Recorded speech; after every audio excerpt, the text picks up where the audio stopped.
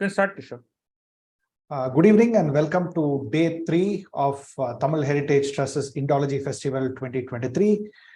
In addition to the Indology Festival, Tamil Heritage Trust has been conducting several programs in the area of Indian heritage. Can start, Kishore. Good evening and welcome to day 3 of. Go on, Kishore. Good evening. We'll start day 3 our program. Tamil Heritage Trust has been, as most of you know, has been functioning for the last 13 years. Doing various activities in the realm of India's heritage. We do it through our monthly heritage talks that happens 2 times every month. First Saturday in English and then the third Saturday in Tamil. All our programs are available on YouTube. We also do what is called a Pechakacheri, which is an annual themed seminar. In the month of December, we pick a theme and we conduct a 2-day seminar around that theme. Heritage Trust has been also do the general workshops for the public, and we also conduct annual site seminars. Through our program called Alamar Avai, we engage with teachers around Tamil Nadu and enable them become ambassadors of heritage in the schools where they work.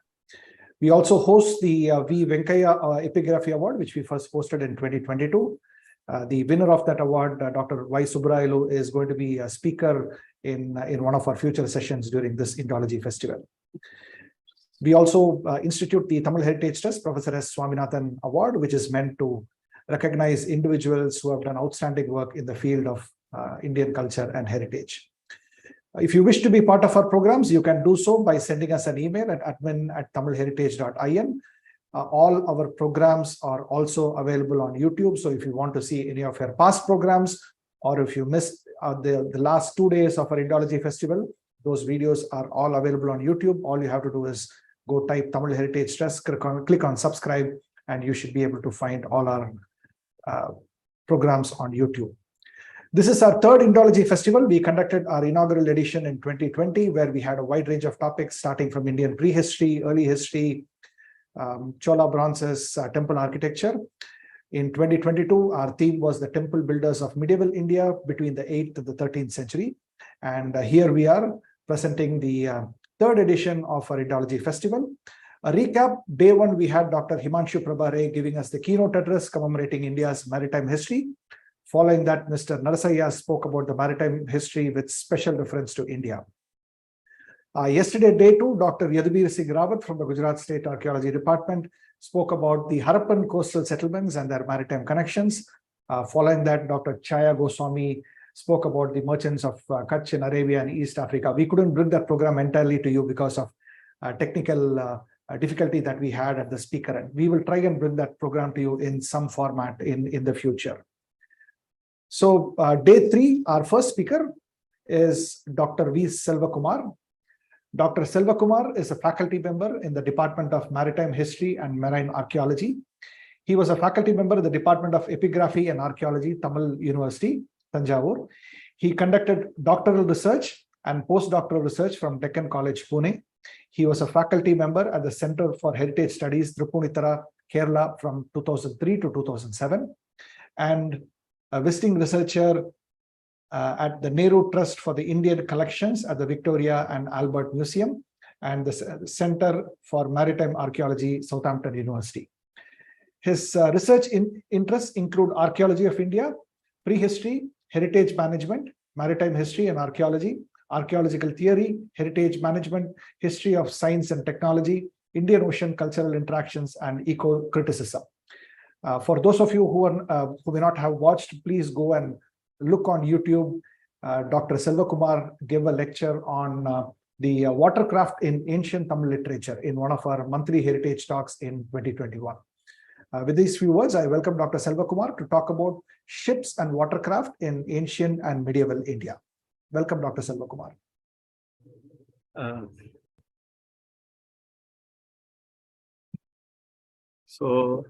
Good evening to you all. I am very happy to be part of this Sagara Sangamam festival and also seminar that is being organized by the Tamil Heritage Trust on India and the Indian Ocean.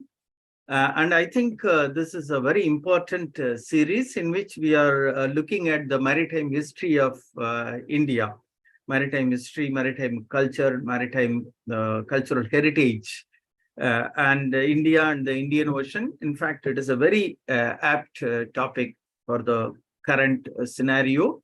I would like to thank Mr.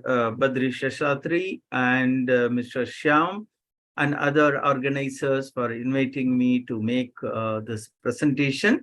So I'll be, as I was assigned the topic of ships and watercrafts, I'll be speaking on ships and watercraft of the ancient and medieval India, which I will explain through my PowerPoint presentation.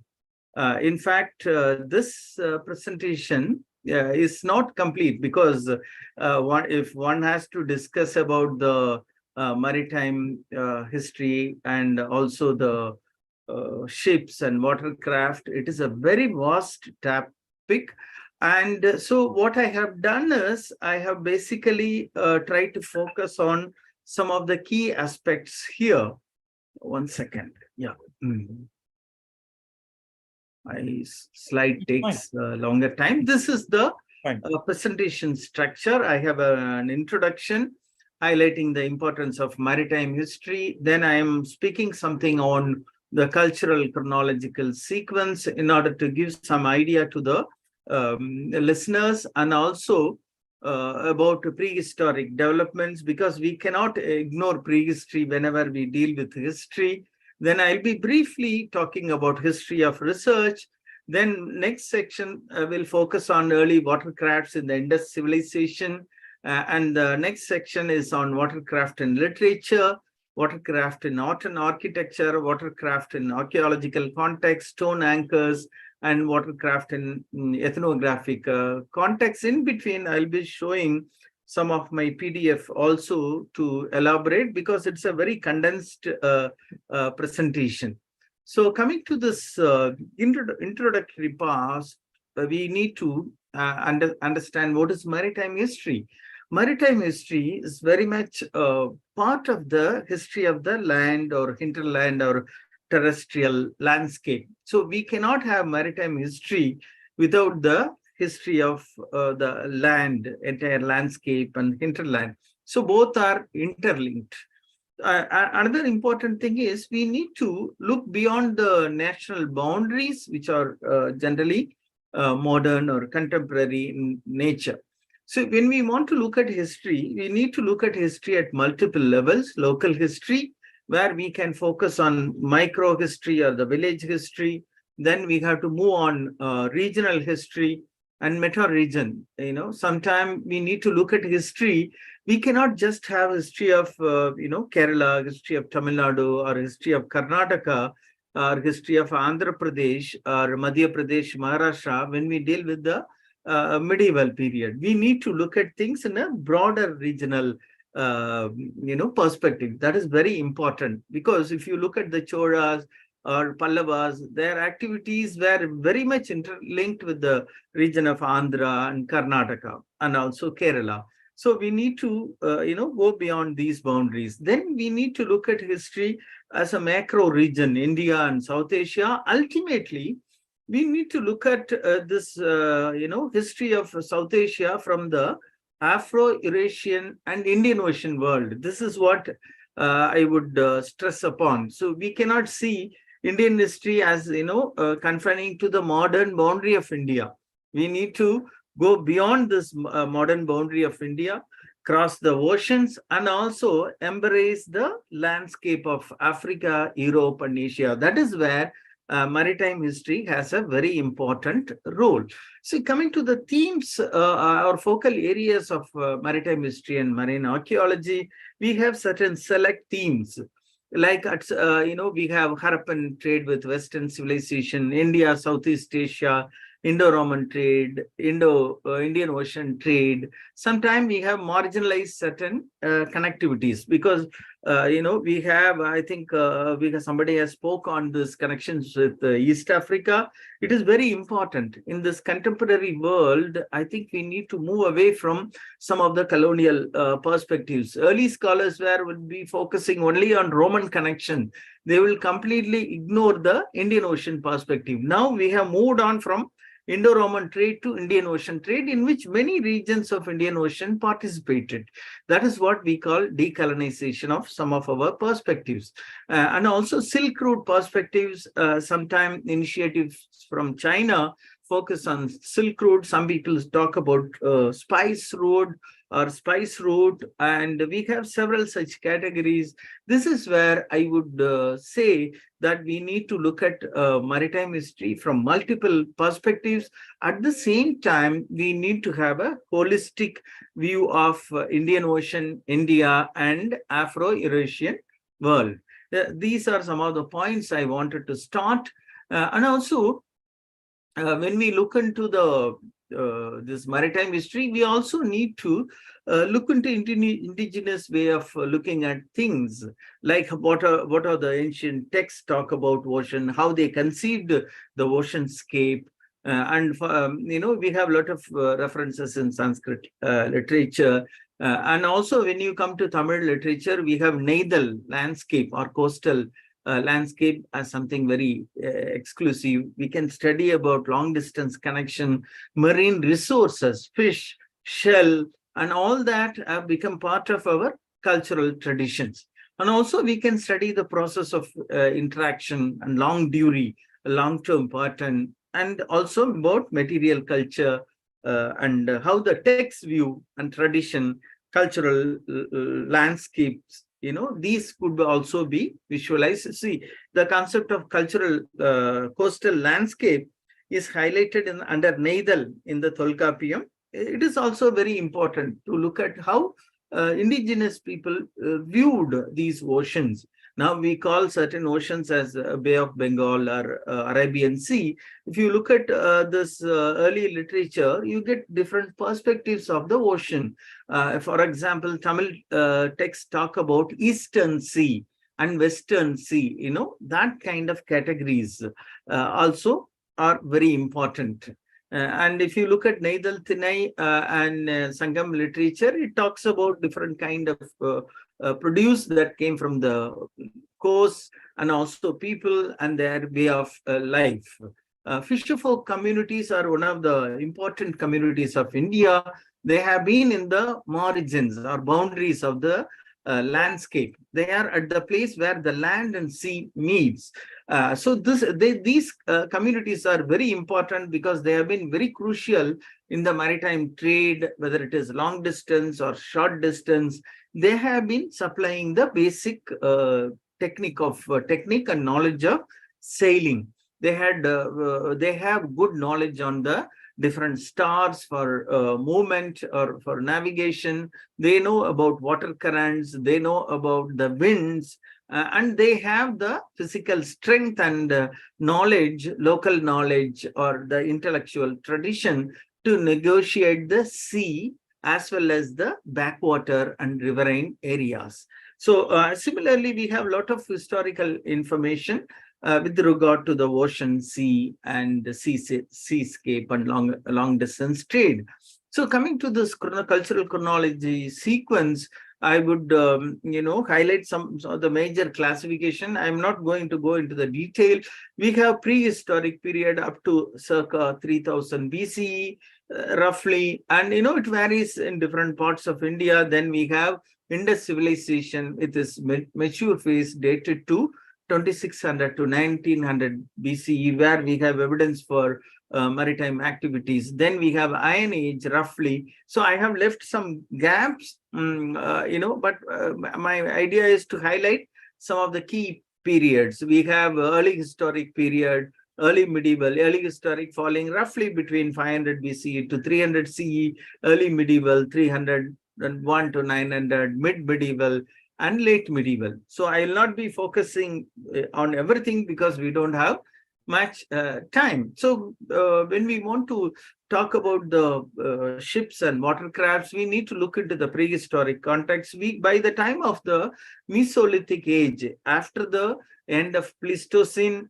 and in the beginning of the Holocene, and what is otherwise known as the microlithic cultural age, or when people were hunter-gatherers, they started settling in the coastal areas. We have evidence of these communities in different coast, and also the coastline was different at that point of time.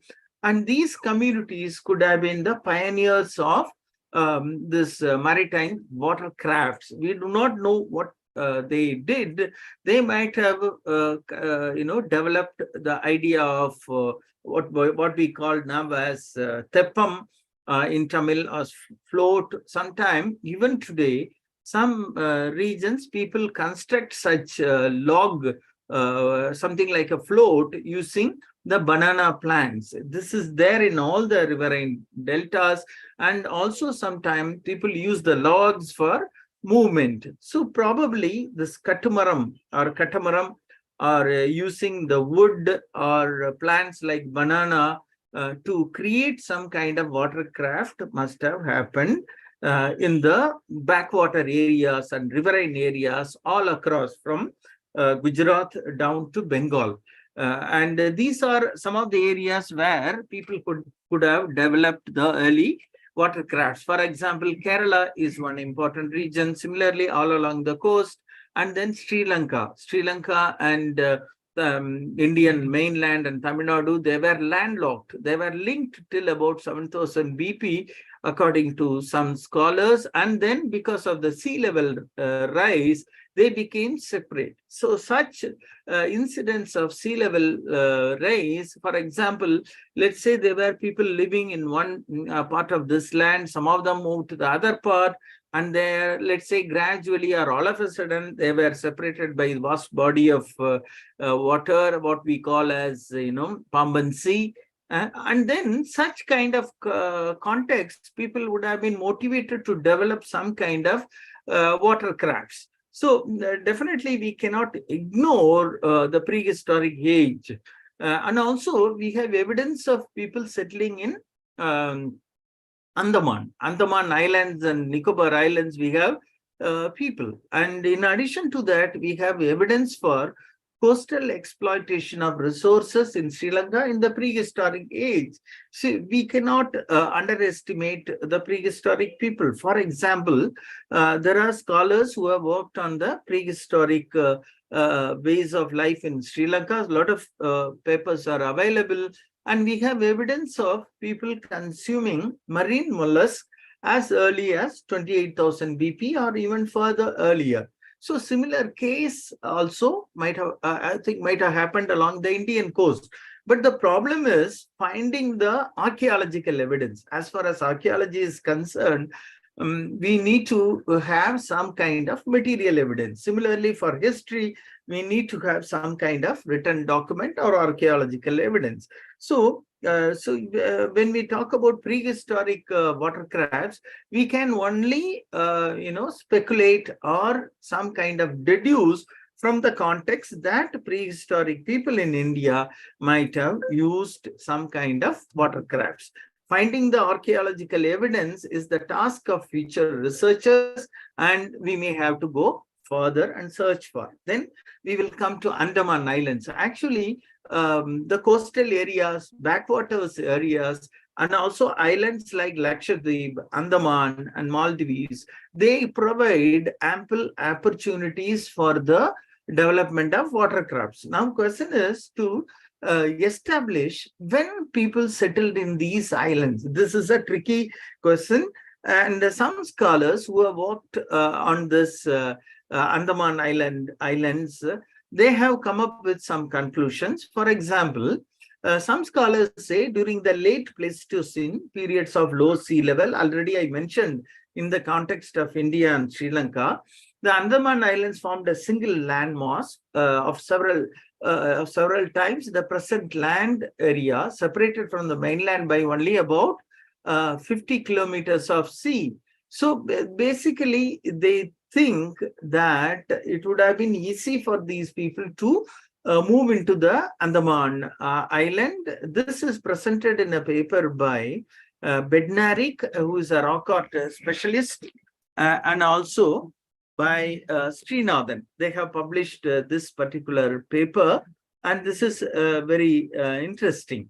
So they say that probably these people at that point of time, they moved to colonize, but we don't have any solid material evidence for that. So this Andaman island has been explored by Zareen Cooper, who was at Deccan College. She has dated some of these evidence, and they date back to 2000, early centuries of the Common Era.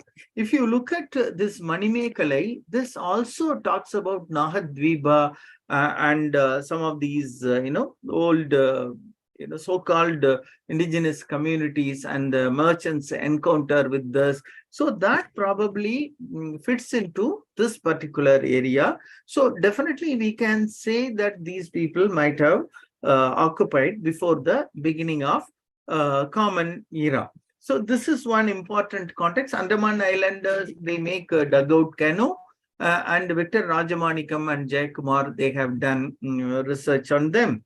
Coming to the another aspect of these long distance trade, we have a lot of evidence for Indian Ocean interaction during which people moved, ideology and concepts and technology were exchanged, and commodities were exchanged. We find a lot of evidence for these ports, markets, and settlements and networks, where we find these archaeological evidence for watercrafts. So archaeological evidence along these sites provide some important evidence. Similarly, whenever we talk about the maritime connection, we talk about the Indus civilization, about which we'll see later. We have early evidence for Indian Ocean interaction with South Asia or India. For example, the mummy of Ramses II, the Egyptian pharaoh, who was buried in 1213 BCE, he had peppercorns in his nostril. This has been published by James T. Mauset, and they say that around 1200 BC there existed pepper trade. So this brings to point another important question. Did the Harappans really trade with South India and mainly Kerala coast? We do not know, but it is likely. See, that we need to look into it carefully, because in Israel, they also found evidence of turmeric in the teeth of some individuals. So they think turmeric must have gone from India around 2000 BC. So definitely they all indicate that, these people in India and West Asia and other parts of Europe and also Africa, they traded in the second millennium BC. But the problem is finding concrete evidence. Similarly, there are some people have raised whether the Southern Neolithic culture people interacted with the Harappans. We don't have any evidence so far. We need to find. So another piece of evidence comes from Israel. This has been discussed by Divori Namdar and Gilboa, where they have found evidence of cinnamon residue on certain jars. So this dates to 900 BC. So, these are some important evidence for early maritime interaction. But by the time of early historic period, we get a lot of evidence for maritime interaction, say from 2nd century, 1st century BC to 3rd century BC. So with regard to the maritime resources, we have a lot of ample evidence for the use of fish. Fish has been consumed by people, and that has been exchanged. Salt was an important commodity where people have exchanged. Then sacred conch. This has become a symbol of Vishnu in Hindu or religion. So this sacred conch was one of the important produce of the Gujarat coast. Harappans used this for making bangle. Similarly, on the east coast, you find a lot of evidence for this sacred conch known as Turbinella Pyrum. Similarly, cowrie shell was produced extensively in the coastal area that has been used as currency in Bengal, and it was traded. We have evidence for these cowrie shell network, fish being transported across long distance. We have marine resource of this Turbinella pyrum used extensively by the Harappans. And then you have evidence for such kind of shell. We have found evidence of human burials in Neolithic context, where we found a skeleton of a lady with this shell of Oliva sp. Dating to say 1300 or 1400 BC. So definitely it indicates that there were people in the second millennium BC along the coast, and they were collecting and trading. So this is there in the Chalcolithic sites across in the Deccan, where Arti Deshpande Mukherjee, she has discussed. So we have several such evidence of connections between the land and the coast and the utilization of maritime resources. We have megalithic burials with all these materials of shell ornaments, ear ornaments, and everything. These are some of the Naga ornaments, which are very similar to what is found in some of the megalithic sites. So, and also in medieval context, we can find this image of Kannappa Nayanar, who is wearing an ornament made of this moneta or cowrie shell. This, if you go to Thanjavur, you can closely look into it and see these this Kannappa Nayanar image has this particular ornament. Also, we have evidence for salt merchants, and Padri in Gujarat has been identified as a salt production center, and Tamil literature has the reference to Umanas, and also there is a reference to Upu, salt trader, in the early Tamil Brahmi inscriptions. So you get a lot of such references, local and long distance navigation. Now we will come to the next part on this maritime history of research on the boats and watercrafts. When we talk about boats and ships and watercrafts, there are several scholars who have researched. Some of them, they have worked on the maritime history, in which in detail they deal with the boats and ships and watercrafts. R.K. Mukherjee's work is Ancient Indian Shipping, is one important work. It was published in 1912. Sorry, I have put it as 2012, and it was published in 1912. This work is one important publication, and and then we have work by several scholars, such as Hornell and others. They have talked about the ancient shipbuilding tradition in detail. And Hornell's work is one important work that refers to the different aspects of contemporary boats and watercrafts. And then we have scholars like H.P. Ray, Ranabir Chakrabarti. They have talked about the maritime history of India in detail, and they talk about various evidence from literature, archaeology as part of their publications. Then we have Victor Rajamanikam, Adhiyaman, and Alok Tripathi, Sila Tripathi, several other researchers who have published on the ships and watercrafts.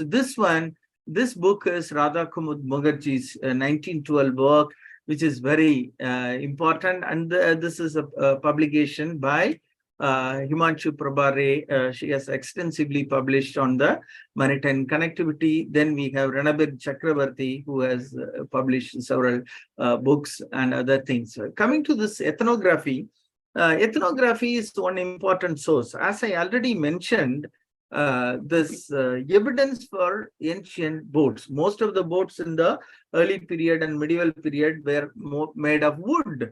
There is a very limited chance of finding these watercrafts in the archaeological or other context. Sometimes we have excavated such watercrafts. I'll be showing one or two cases. But overall, it is impossible to find these watercrafts completely in an archaeological context. Even if we are finding in underwater archaeological conditions, we may not be able to document. That is why we are using ethnography as an important evidence. Even now there are people who are using traditional watercrafts. In Bengal, there are several scholars who are working on these traditional watercrafts. And Victor Rajamanikam, he had a project funded by Department of Science and Technology. They have documented all the traditional watercrafts of South India and also Andaman, and they have published. Sean McGrail, he and also Lucy Blue and her team, and also Lothika Varadarajan, they have extensively worked on the watercrafts across the South Asia, and also Alok Tripathi and several other scholars, Sila Tripathi, they have looked into Zishan Ali, a number of scholars are there. My intention is not to give a complete list of this ethnography. This ethnography is very important for understanding the shipping technology and also the mode of construction of ships and boats. Because whenever we look into the literature, we get only the terminologies, terms related and also the activities, but they do not tell in detail about the technology involved. Of course, we have some texts like Yukti, Kalpaturu and Kapal, Navai Satram. That was the later work was composed in the colonial period. It was composed at Tarangambadi. This Yukti Kalpataru is attributed to Raja Bhoja and dated in the medieval period, 10th, 11th century. So these are the important works directly dealing with shipbuilding. Otherwise, we have very little evidence. So coming to this Indus Valley civilization, as we know that Indus Valley civilization is one of the earliest earliest urban cultural formation in South Asia. It covered what is now known as India and Pakistan, or in the early period in the northwestern part. And this particular civilization had intense maritime contacts, which is again proved by some of the images found on the seals as well as the traded goods. But unfortunately, we don't have very detailed information on the type of ships that they used, because we have very few information. Another important find which has been identified as a dockyard comes from Lothal, which was excavated by S.R. Rao. So that there are also debates about the exact nature of this Lothal. Some people argue that it was a water reservoir. So we also get a lot of, Harappan seals with Harappan signs, long barrel cylindrical beads, all that they come from the West Asia, indicating very detailed interaction. We also have this reference to Meluha in the Sumerian accounts, where they clearly mention that the ships from Meluga came to the key of Akkad. So it is said Sargon of Akkad, 2334 to 2279 BCE, he made the ships from Meluga, Magan, and Dilmun to be tied along the key of his empire, his town. So this one is this particular reference is very important, because this Meluga is identified with the greater Indus region. There are publications by Posel, Greg Posel, and Dennis Furness and V.N.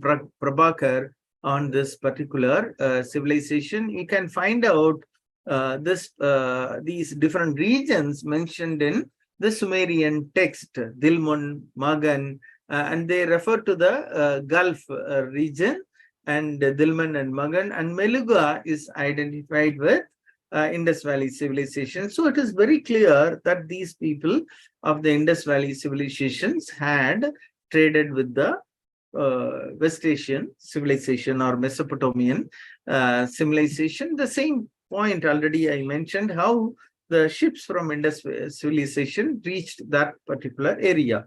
Definitely the Harappan people were good navigators. So that is what I was telling, that when these people were navigating across, they must have reached West Asia. Similarly, they might have also come to the west coast of India, but we do not know. The thing is finding the evidence for this particular trade. We get a lot of materials from Indus Valley civilization in many parts of Mesopotamia. We have seals and also long barrel cornelian beads and Mesopotamian type of jars here. All that they indicate about the maritime connections. Unfortunately, we have very limited reference or details on the ships or boats, whatever they used. And there was an attempt by Dr. Alok Tripathi, who is now Joint Director General of ASI. He tried to, along with scholars, try to make a model boat from Oman, and they tried to sail, and probably that effort was abandoned halfway through. And this is the so-called dockyard found at Lothal. This site was excavated by Sir Rao as part of ASI's initiatives, but there are debates about the exact nature of this particular structure. But some scholars say that they have found some stone anchors in this area, and they possibly indicate that it could have been used for some kind of maritime activities. And then this is the famous seal that shows a watercraft from the Indus Valley. Here you can see two oars on one side, and then there is a small structure in the center, and then there are two birds depicted. This particular slide comes from Harappa.com. Then there are other images by the side of the seal. There is a crocodile catching a fish, and then there are some symbols. You know that the Indus civilization script has not been read, and some scholars are of the view that it was not a script. Some say it was a script of Dravidian language, and there are some say it was similar to Sanskrit, and some say it could be composite. There are debates. Some say it is not at all a script. So we don't know what exactly it depicts, but some scholars are of the view that such birds were used for showing the directions. There were particular kind of birds that were taken when people were sailing, and as soon as when they were about to, when we do not know the direction, they used to let them fly.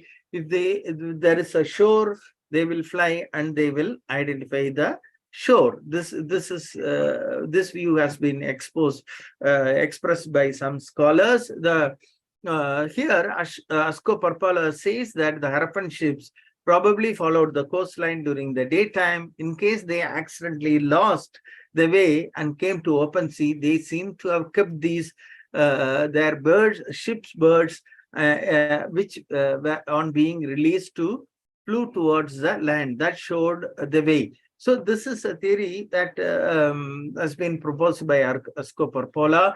The question is how the Harappan sailed, because Dwaraka, one of the important city, it was a gateway from the very early Harappan period, probably. And we don't know how people sail from Dwaraka. Did they go across the sea without touching the coast? We know that by the early historic time, say 3rd or 4th century BCE or even later, people were using the monsoon winds. But during the Harappan time, we do not know how they sailed. So this view of Asko Parpala is very important, that these people could have taken a kind of these birds. But another view is also said that this particular craft is only a riverine craft. That is another view. We do not know really whether it was a seagoing vessel. This is one of the problem with artistic illustration, which several scholars have highlighted. When we have many such artistic illustration, the artists are limited by the medium and also their own individual conception, and that representation may not accurately depict the technology that the people use. So this kind of interpretation, we need to be careful. This is another kind of impression on a clay of a Harappan or Indus Valley civilization watercraft. This seems to be very interesting. we do not know how they were constructing this. So this has also been found in Harappa. It is available. And again, S.R. Rao has identified several boat models in clay. So obviously, the Harappans were very well versed and they were using watercrafts for their movement. That is very sure. This also we saw earlier, and they were using the boats with the mast. There is no doubt about it. But thing is, we have problem in precisely identifying their nature and the technology, size, and everything. This has been a problem as far as these Harappan ships and boats are concerned. But we need to work further and try to understand. So coming to the text on, textual sources, so far we saw about the introductory part and various, other kinds of maritime activities and the watercrafts and trades of the Indus Valley civilization. Now we will move on to the literature. Literary sources are very important because they offer the context for the maritime activities and also different kinds of, watercrafts. Some of the important works are listed here. We have Kapal Navai Satram, which is datable to very late period, composed in the area of Tarangambadi during the Danish period. We will not go into that in detail. We have Yukti Kalpataru, and we have a lot of Sanskrit and Pali texts. We have Sangam Tamil texts. I will not be discussing everything because one lecture is not enough. So I have taken some of these references from this R.K. Mukherjee's work, and wherein he gives a lot of details with regard to the these watercrafts. One second, yeah. I will just change this. So R.K. Mukherjee gives a lot of information on these literature, which we will see. One second.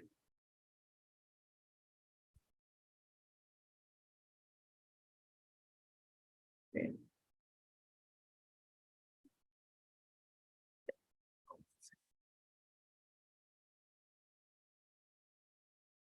Yes.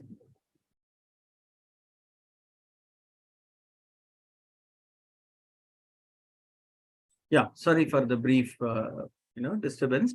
So here, when we look at this particular, Sanskrit text, we get a lot of understanding of the maritime trade and other contexts. This, according to Vriksha Ayurveda, this one is from R.K. Mukherjee's publication.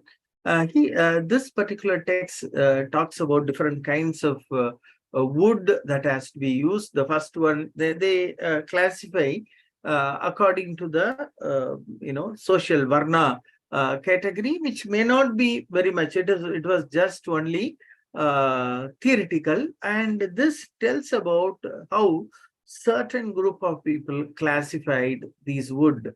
Say they talk about Kshatriya wood, Kshatriya class of wood, which is very light, hot, but cannot be joined. So these are certain notions, and probably they were not, practiced by many people. These are certain notional things which were prevalent among certain kinds of people. That is highlighted in such kind of text. And then we have Sanskrit texts like Vedas, epics, and several texts. They talk about the voyages, different kind of naval fights and everything. And he says that Puranas give a detailed account of the maritime trade, especially Vayu Purana, Markandeya Purana, and other Bhagavata Purana. They have several references. So specifically, this Varaha Purana has a reference to a childless merchant named Gokarna, who shipwrecked in the Midway while he was sailing. So another kind of reference in Varaha Purana talks about the seagoing vessel in search of pearl. Probably that would have come to southern India.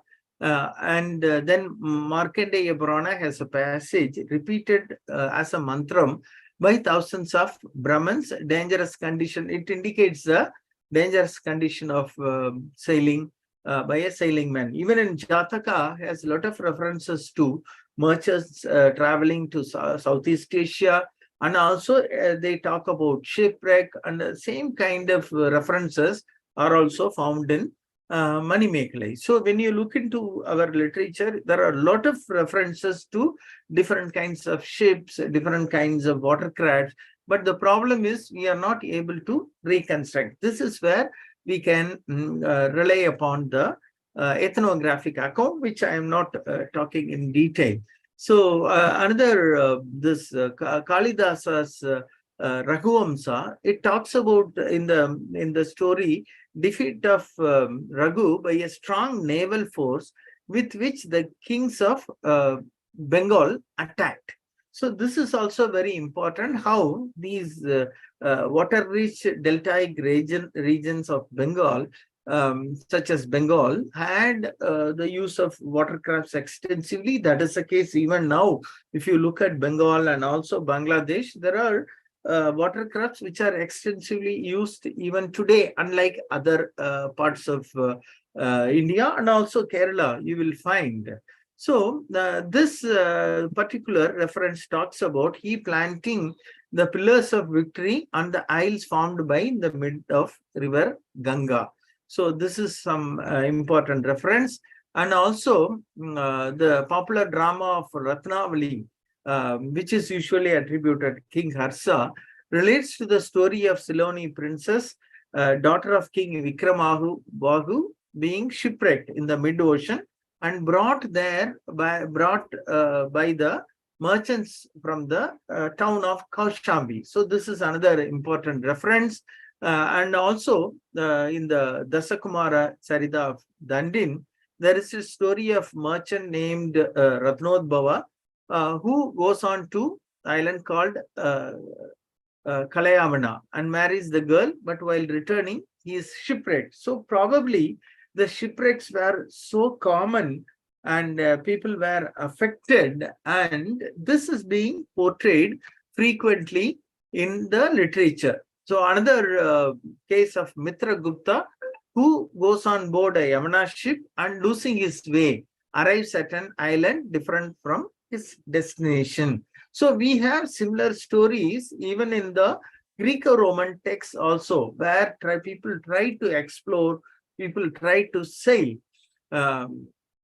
And also another text by Maga, it also, Sishupalavata, it contains an interesting passage which mentions about how Sri Krishna, while going from Dwaraka to Hastinapura, beholds merchants coming from foreign countries in ships laden with merchandise, and then again exporting abroad Indian goods. This is another. So we have a lot of such references to watercrafts very frequently in our literature.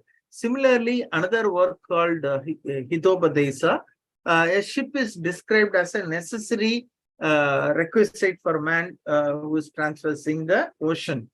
So you get frequently such references in many of these texts. And coming to this Yukti Kalpataru, this is a very important text according to Boja.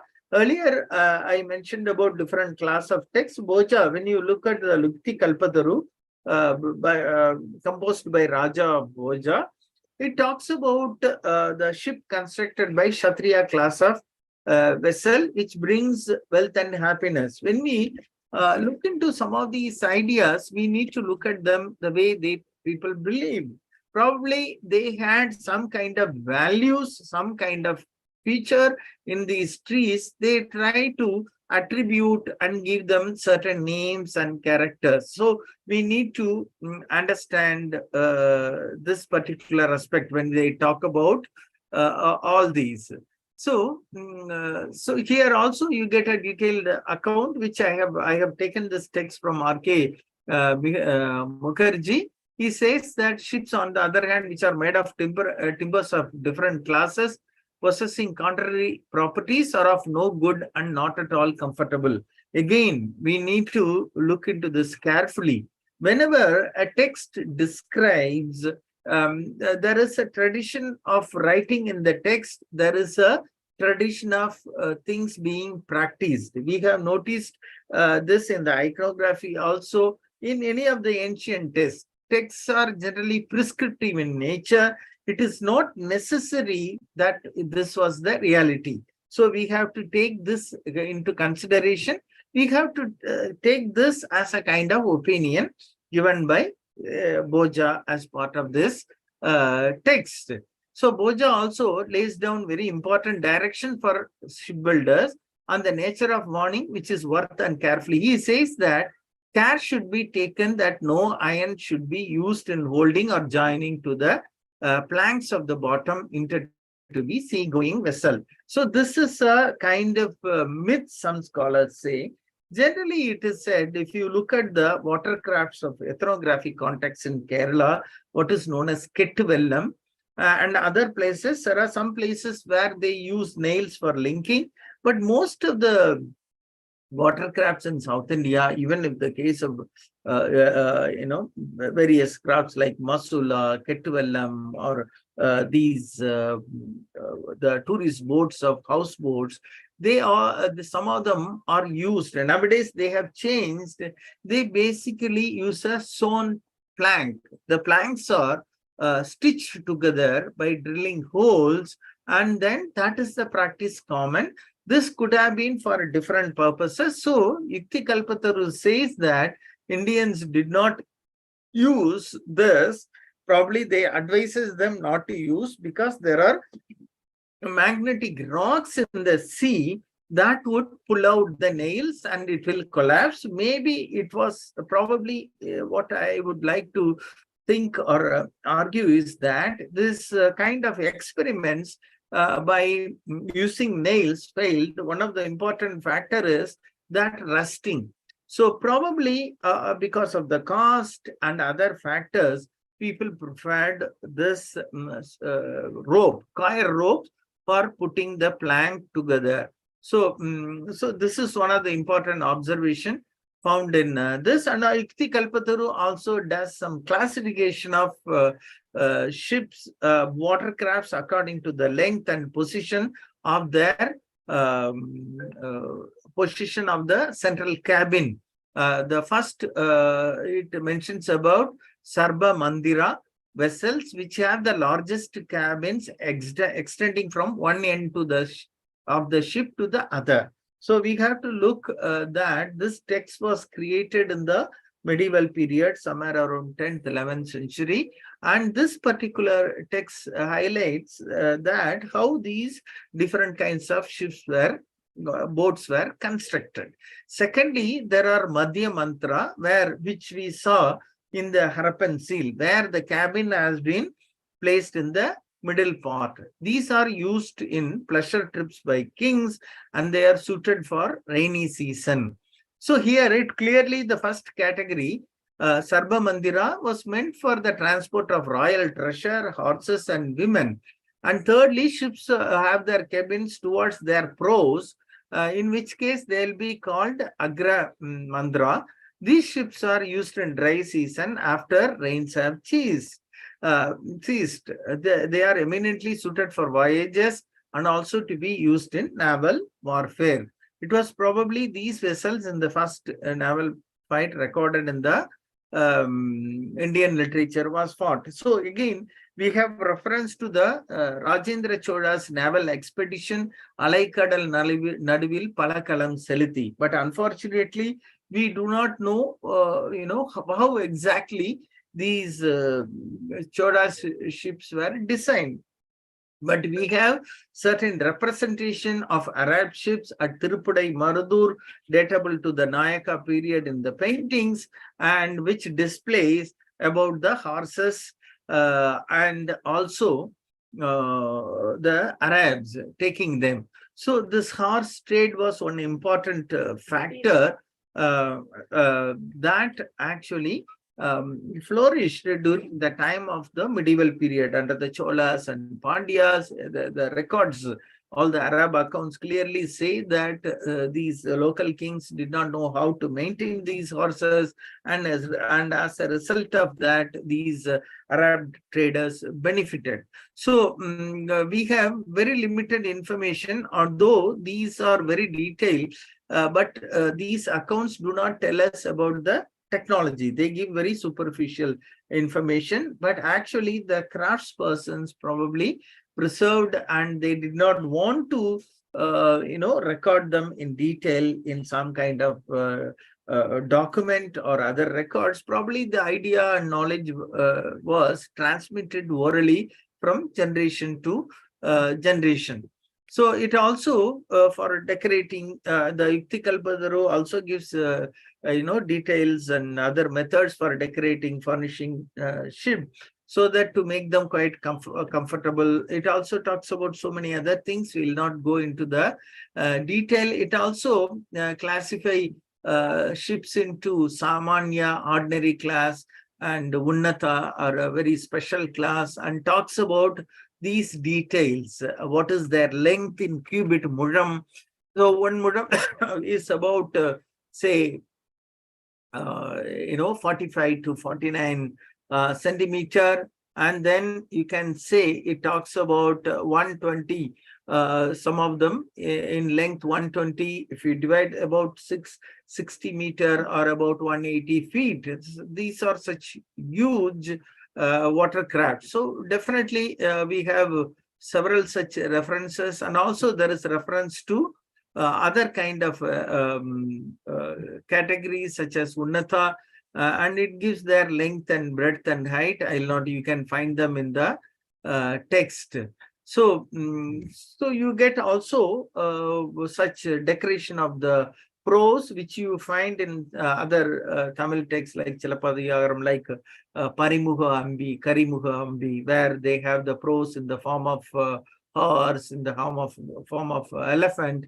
Here also he talks about the figureheads like lion, buffalo, serpent. So this shows their aesthetic nature of these boats, how these people were decorating the boat. Then we come to this Tamil text. Tamil text talks about several watercrafts like Ambi. Ambi was one used by fisher folk and other people. Then we have reference to Kalam. Kalam means vessel in Tamil. So it was a sea-going occurrence vessels. It occurs 17 times. The ship was Yamana Tanda Vinayman and Kalam Punnodu Vandu Kariyodu Pairum. We have this reference in Akananuru, and also the existence of lighthouses. They are spoken in Perumpana to Padai. Then we also have reference to Navai. Navai is spoken, and this Navai is actually a Sanskrit term, which is very similar to now, and also this term of navy. So it has this very much an Indo-European connection that also occurs in Tamil. And also there is a category called Vangam. Vangam is another ship of Tamil region, and it also talks about Vangam that goes to Ganga region. And very interestingly, the term Vangam also occurs in Indonesia and Philippines. So Bangka, they call it Bangka. Probably it was a kind of watercraft. Similarly, we have Uru boat and others used. Sometimes these large boats for Arab market, they were constructed during in Kerala during the medieval period. So clearly, these oceans cannot be seen as a distinct entity. When we talk about these shipbuilding traditions, there is a possibility for mixing of traditions of different landscape, and and sometimes these ships could have multiple technology, hybrid. Similarly, we can call some of these boats as Indo-Arabian type, some of them as India Bay of Bengal type, rather than referring to any particular land, because Manga, who has worked on, who is from France, who has worked on Southeast Asian ships, He also discusses about mixing of tradition in the oceanscape. So therefore, when we are trying to work on the shipbuilding technologies, sometimes it is just not possible to say exclusively Indian or exclusively West Asian or Southeast Asian. Sometimes people have borrowed the term Prahu is very similar to the term Padahu used in Tamil Nadu or Padavu in Andhra Pradesh. So you get a lot of exchange of terms. You have Odi, Yatra, Dhoni, they are in Sri Lanka, and also Dhoni. So clearly there is some kind of linguistic connection across. And we also have a lot of references to ships and watercrafts in the inscription. For example, certain inscriptions from Krishnapattanam, it talks about different kinds of watercrafts such as, Marakkalam, Thoni, Vedi, Padavu, Kalavam, and all that. So this is something important. Even this Motupalli inscriptions of Kakatiya king, that also refers to different watercrafts. So you find inscriptions frequently referring to such watercrafts. Inscription also have a lot of reference to Vodam and other crafts of the hinterland. We also have certain inscription referring to these, ship masters or Mahanavika. This particular inscription, it was found in Southeast Asia in Penang, and now this particular inscription is kept in Indian Museum. This is datable to 5th century. Very beautifully, it mentions about Mahanavika, and it refers to Buddha Gupta, and he says that he is from Rakta Martika, that is in Bengal region. So this is one important inscription about Mahanavika. If you look at the Chalapadikaram, we have Mahanayagan, as a master navigator and trader. So these such titles were adopted by these great merchants and sailors. So literature and inscription, they have a lot of information. And then we also have a lot of archaeological specimens, a few specimens, and they also tell us about the ancient maritime technology as well as the shipbuilding technology. This particular canoe, probably it was made of single log of wood. It was found at the site of Pattanam in Kerala, and what you see is here is a preserved portion datable to 1st century BC. By the side, they have constructed a wharf, and you can see certain posts or pillars, wooden posts that were used for tying that. This is one rare example. It dates to say 1st century BC AD context. We do not know whether this was made of a single log of wood or it was extended dugout. Dugout canoe is one type of canoe wherein they take a large trunk, tree trunk, and then remove the center part and use it. Sometimes they also extend it. Sometimes they use a device called outrigger. So you get them all along the Indian Ocean. This is some rare example, and unfortunately it is very preserved very little, and it is about about 6 meters in length, and it was found in a waterlogged condition. You can see some of those close-up bollards that were used for securing the boats, which is also even common now. Whenever the ship comes to a ship or a boat comes to the shore, to the wharf, they have this large pillars so that the boat will not get damaged. So that kind of mechanism existed. This is a wharf-like structure from Pattanam. This is another rare type of watercraft which we found at Kadakarapalli in Kerala, which I also excavated this particular site. This is one rare type of watercraft. This is where it is near Cherthala. And here I don't know what is the condition of this one. Watercraft was almost preserved for 40 to 50%. The upper portions were damaged. But interestingly, we have a date of 13th, 14th century. No nail was used in this. and nail was used in this, and also rope is found. So this is one important case that contradicts the evidence from Ikti Kalpataru, but this has been damaged. It was a double or a triple masted watercraft. It was a flat bottom boat. It was used for inland. We also found a this anchor like kind of stone. It also had nail. It used nail, which is very contrary to what has been mentioned in Ikti Kalpataru. We found another dugout canoe, which was they kept in Tripunithura. We have such very few examples. And also we have certain shipwrecks. This one is Godavaya shipwreck, where they have found mainly these objects, these kind of stones and pottery, glass. And also in Pumbugar, they have found some wooden hull that is of colonial period. And also they found lead ingots.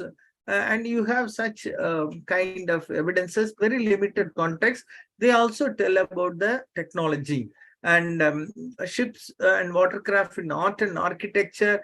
I will not be talking much about this because we don't have time. We have these kind of graffiti. This comes from Arahankulam, datable to 1st century BC AD context. It is a kind of graffito marked on the pottery. Here you can see a kind of sailboat with 2 oars. So it has been identified as similar to what has been reported from the region of Ostia. It is identified as a Roman boat. So you also have such depiction in Satavahana coins, and also you have on the bottom left Ostia in Rome. They have depicted such kind of boats. So you have several such depiction, Borobudur, Stupa, and then in this is from Sila Tirupati. You have several such watercrafts depicted. Some of them are. This one is very much a reverse clinker kind of watercraft used in Eastern India. Some of them are really actual. They help us to understand. These are some from the Orison temples where we have beautiful such depiction. This one is a stone model which is found in Victoria Albert Museum, considered to be from either Bengal or Orissa. And you have several such descriptions, several such illustration. They match the description found in Yukti Kalpataru. So as I said already, there are problems with artistic representations, and there is an issue with accurate depiction. I did not show some of the images. We have a representation at Tirupudai Marudur, 17th century Nayaka period with horses. And also in other places also we have sculptures depicting the traders. Another place called Tirukurungudi near Tirunelveli. So they tell us a lot. Then we have stone anchors which are reported from Dwaraka and several such sites. Sila Tirupati, Alak Tirupati, Sundaresh Gaur, they have reported. Tamil University also we have Indo-Arabian type of stone anchors, ring stone type, triangular type, these grapnel type of stone anchors. They are also very important. This one is found by Tirupati in Kannur in Kerala. This one we found in Bepur. This is a very interesting limestone kind of anchor, which probably dates to late medieval period. So very interestingly, this we found in 2 years back. It is published. So this particular stone anchor, it matches with the description of Varthema, the accounts of Varthama, and he mentions about the kind of ships that were built, ships and boats that were built around Calicut, and also he gives the details. He says that they were made of marble. This is limestone, 8 palmi in length, 2 palmi in every other way. So this description is very interesting. This is what we found at Bepur in Kerala. So based on the small piece of fragment, we could estimate the weight to 438 kilos. Then we could say that probably the ship was to 250 to 300 tonnage. So there is a kind of equation for calculating the size of the ship based on the weight of the stone anchor. So this is another Prince Royal colonial period ship that was excavated off Lakshadweep by Alok Tripathi. And also we mentioned about ethnography and boat building.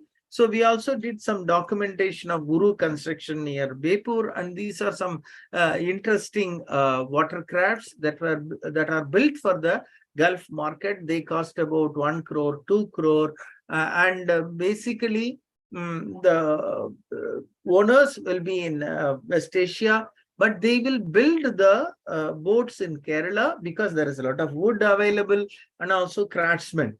So this probably happened from the medieval period. So we have a lot of evidence for exchange between West Coast of India and Arab.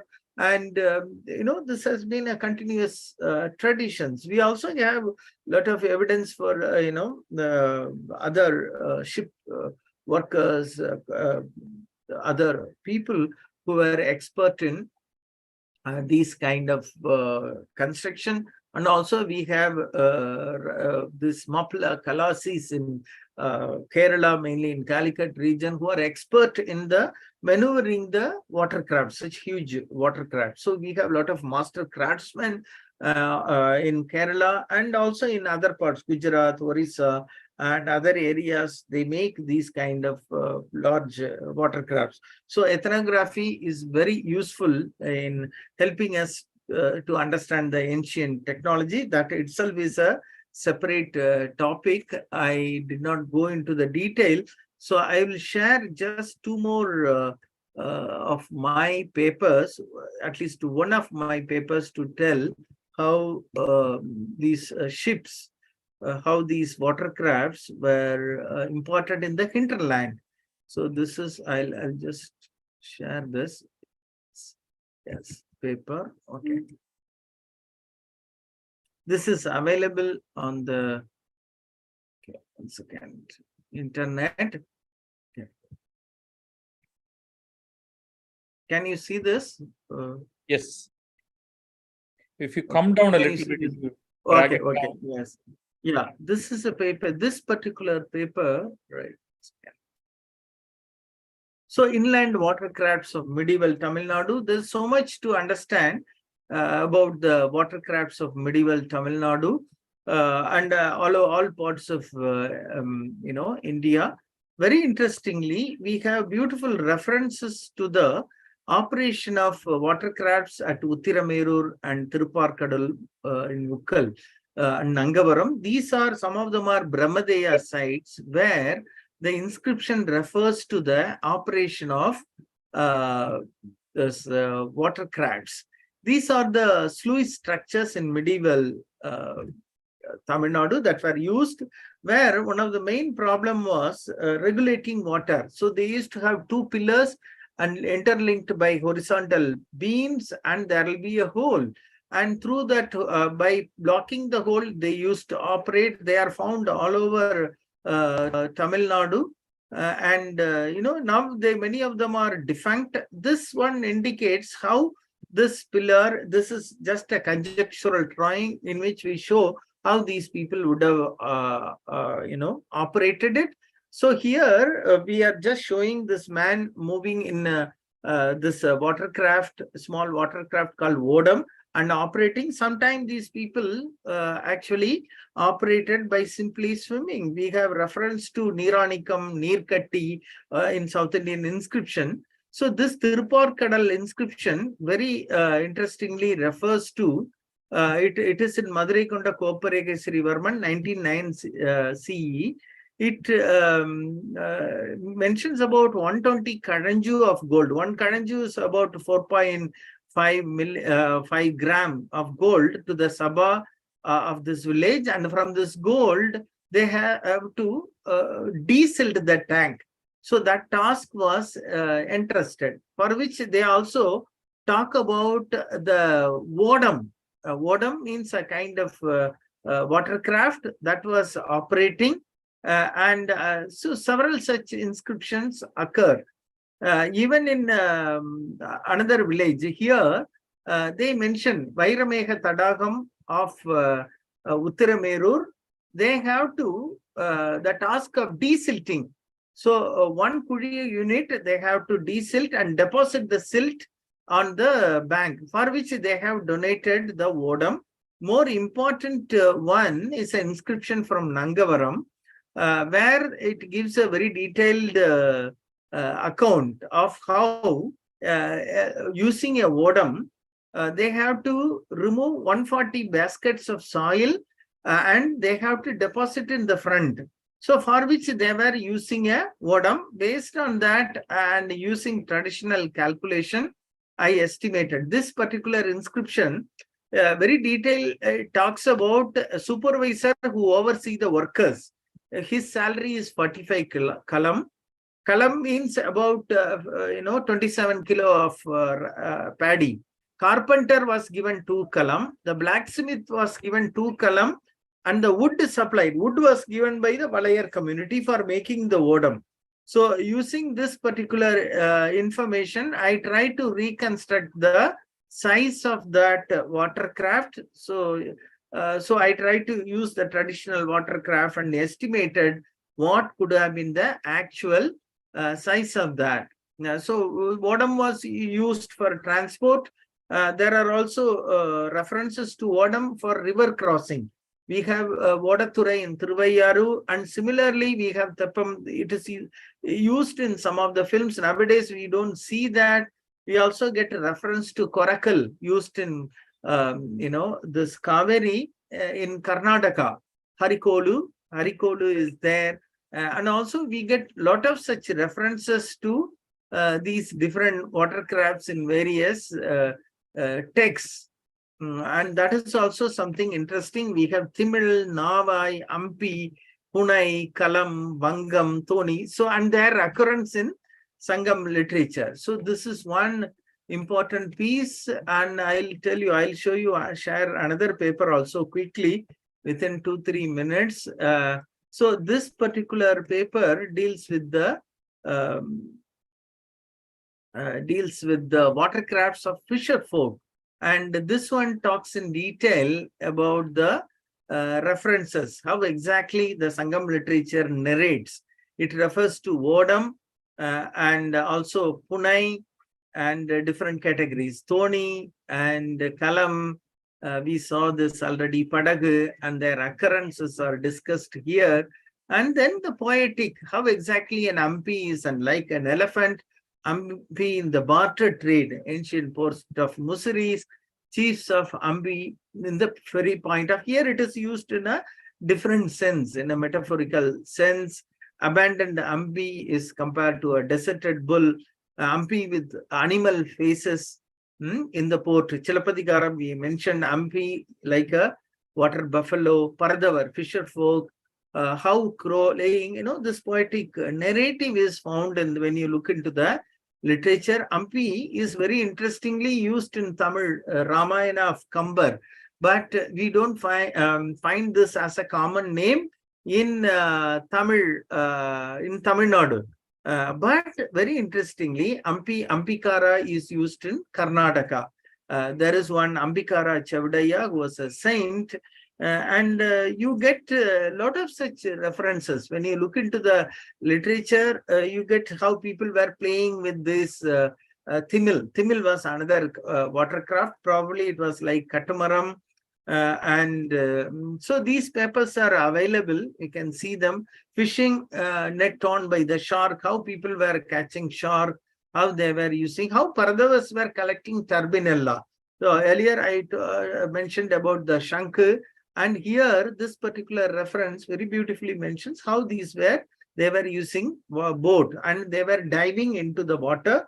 Even this was a tradition common in the late, even now, these people, nowadays they use other, equipment for breathing apparatus and all. Earlier, they used to go by simply practicing. So when you look into the literature, you get to know how these watercrafts were visualized, why they have different name.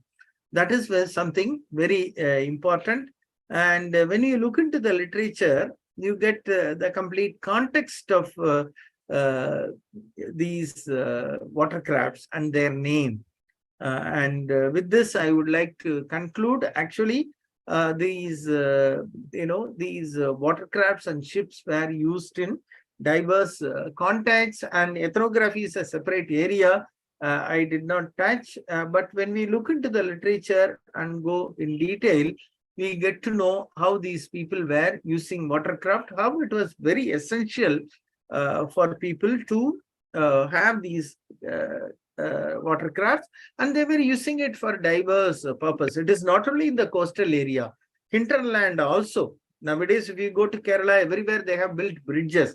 But at one point of time, they were used. Even if you look at this Devaram, that is also giving very beautiful expression. Say, Vodam Vandanayim Thirukollam Budur. There are stories like how, the saints were using these watercraft in the Kaveri Valley to cross. Nowadays, you don't find them, but you have place names. For example, Thiruvayaru, there is something called Vadathurai near Trichy also. This was a major cross across the trade routes. So the watercrafts were actually linking the trade routes within the landscape in hinterland, and they were connecting different trade routes, whereas on the coastal area, they were connecting long distance routes. So we get different kinds of watercrafts. Not only Indian crafts, we also get reference to the crafts of the Yamanas on our coast. So that is the diversity of ships and watercrafts in the context of India and the Indian Ocean. And thank you very much for the opportunity. So I have more such references, but want of time, I had to condense. Thank you once again for listening. Thank you. Thank you. Thank you, sir. I think because of time, I will just ask a couple of questions that the viewers have posed. Okay. Thank you for a wonderful lecture, very richly illustrated and very rewarding. There's a few questions from Ramji. He says, considering the watercraft in the title, has there been any reference or evidence for water wheels, say for pumping water or taking water to a higher level, or to operate a milling machine, operating off the power of the flowing water? Okay. Yeah. Actually, when in watercraft, normally we use it for boat. We don't have, as far as I know, of any kind of thing. There are some yantras mentioned, but my lecture primarily focused on ships and watercraft as a vessel construction for navigation, not in the same sense of other kinds of crafts. There are reference to other kind of water devices lifting, but my lecture is does not focus on that. Okay. Ramji has two more questions. One is, are there mentions of riverine trade and transport and vessels thereof in Indian inland waters? Some references to a river ship warfare in Assam between Mughals and Ahoms. Yeah, there was actually. There are reference to inland because I mentioned about Harikolu. Sometimes they were operating in the tanks, and also in Kaveri they use, especially if you go to Hogenekkal, you can see they were using. But in Kerala, they had something called Irittu Kutti. They have different kind of watercrafts that were used for warfare.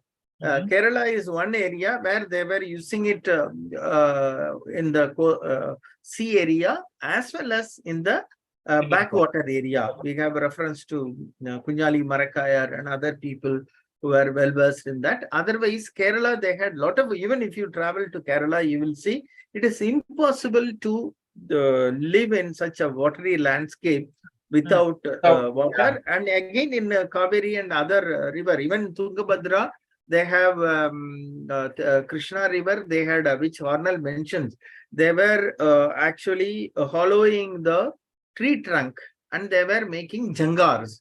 Jangars were another kind of thing. They were used for transporting vehicles. So these people definitely had a very, I think Indians have a very strong navigation tradition and also watercraft. Only thing is we need to look into the data very carefully because the evidence is preserved very little. So it was there, because you get for crossing Kaveri, it is not possible. If you, there are also a lot of information on the calamities, how people sometimes they get killed while crossing. Right. So we have, even if you look at Ramayana for crossing, this Gugan helping Rama to cross. So the important aspect is who are operating these boats. So there were strong fisher folk who were also doing these navigation inland. So it is not only that fisher folk, some of them, they claim to be Parvada Rajakula. We have reference in the inscription to some of the fisher folk communities who see themselves as different from others. So what we would call as some kind of, so some specific ethnic groups, they were capable of operating the watercraft, because it is not everybody, it is not possible for everybody to operate a watercraft. It's a specialized operation. Requires. Even in the colonial period, when if you look at some of the photographs, when these European came and their goods and things were transported by these fisher folk, because they were expert in operating Masula. Masula was a boat which is no longer there. It was there before tsunami. After that, everything, Katamaram recently we visited, everything disappeared. So these fisher folk people after that acted as the sailors also, because they had the courage to sail, courage to operate watercrafts. So they were there not only in the coastal area. Some of them, they considered themselves different from the coastal fisher folk. They are there. We have noticed some in the Kolidam area, and also in Tamil Nadu, there are also inscriptions. Okay. And one last question. There's a question from Srimati Mohan. She says, on the day of Kartik Purnima, there is a festival in Orissa celebrated as Bali or Boita Bali Yatra, correct. So I didn't include, that is a contemporary practice. Bali let me read the rest of the things also. She says to celebrate the day when mariners set sail to Bali. They float miniature toy boats in Mahanadi on that day. Is there anything like that in Tamil Nadu or other parts of India? No, Tamil Nadu, there is actually, I have found one reference referred to my paper.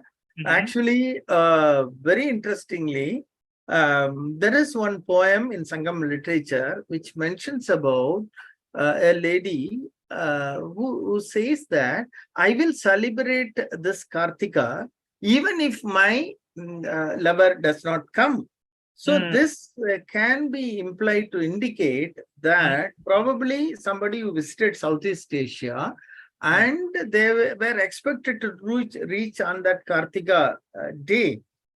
So this is how I interpreted, because I found this information much contrary to what is mentioned in the context of Bali Yatra, where they, I don't know whether it was meant for sailing, or if we are trying to look into the Sangam literature, probably that is the time when the wind, the last time I checked, it was in November. That is the time when the northeast monsoon starts. Probably they were coming. So this is one rare occurrence in Tamil literature. Bali Yatra, yes, it is very important. It shows that the association of the people with the sea and the maritime voyage. All these coastal regions, take the case of Bengal, Orissa, Andhra, Tamil Nadu, Sri Lanka, Kerala, and Karnataka, and also Gujarat. Gujarat was more vibrant because they have been very active. Probably they had the tradition right from this days of Harappan, and also Tamil Nadu and Kerala.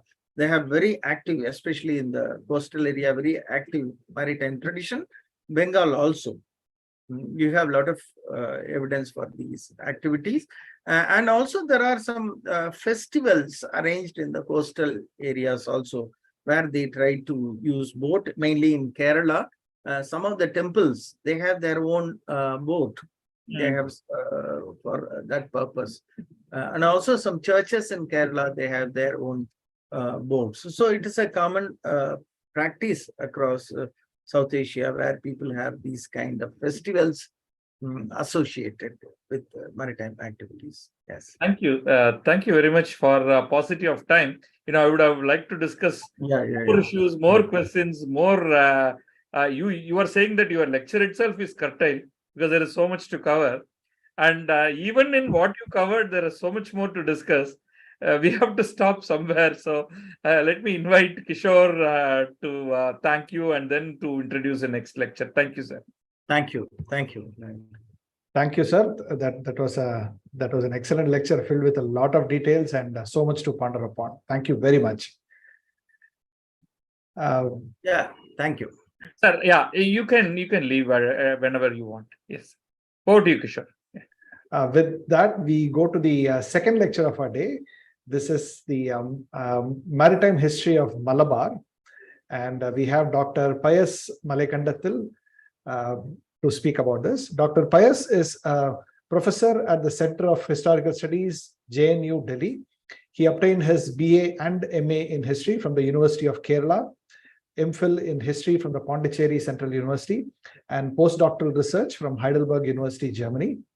His areas of specialization include Indo-Portuguese history, maritime history, urban history of medieval India, transmarine trade, religion and society in South Asia, studies in Indian Ocean societies, European expansion and urbanization in India, socio-economic history of medieval India, Indo-German relations in early modern period. He has published research papers in various national and international seminars. Dr. Pius Malekandathil had a personal situation today, and as a result of that, he is not giving us a live lecture. The lecture that you're going to be watching is a recorded one. He will not be available for question and answers in person. Those who are watching, we request you to type your questions, and we will be able to relay it back to the speaker and be able to provide a response.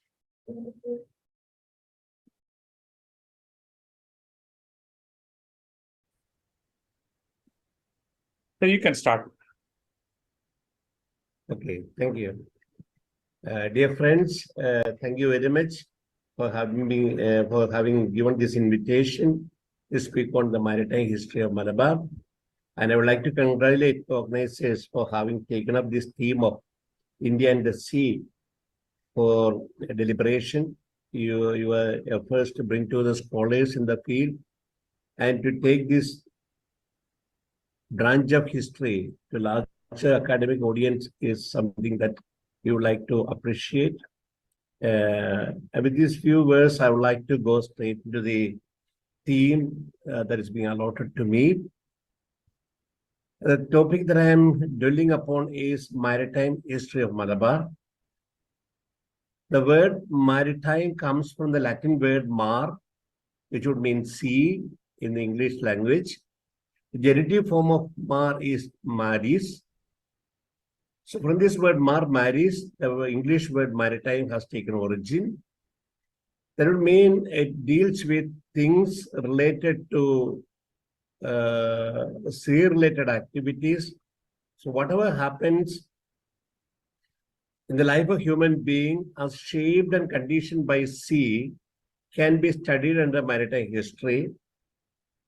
Very often historians look at the way how sea space shape the mentality, the ethos, the thought process, and the behavioral pattern of human beings.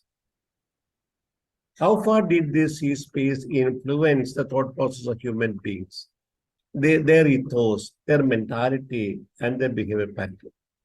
There's one part of the study that we do under maritime history. The other dimension is how far did man succeed in changing the maritime space and its dynamics and controlling or using its diverse forces for the progress of human civilization. So how much the human thought process shaped and conditioned the sea space and the sea-related activities. So these are the two dimensions of maritime history. The reason for taking maritime space for historical study comes from the presumption that sea space is not a barrier. It's a bridge. It's a medium for interaction with the distant people. So sea space is something that brings cohesion and unity to the people being brought together by the activities and endeavors related to sea. So frequent movement of people, commodities, and ideas to the sea space bring the scattered people living on the rim of the Indian Ocean, or whatever the name of the sea space that we are referring to. These movements bring together the people into one entity and bring in cohesion and unity. As a result of which there evolves certain amount of cultural unity and economic unity among the people living around the maritime space. Generally, India has been divided into two geographical parts. One, the terrestrial India, the landlocked India, which is much more landlocked, relatively conservative, inward looking, and it has its own mechanisms of hierarchization, stratification. There's its own social order. There's its own cultural and social formations, and different from what has been happening on the maritime fringes. Maritime India is much more open, forward-looking, and accommodative. We shall go to the next slide. Much more accommodative, much more forward-looking. Next slide. Yeah. Next one.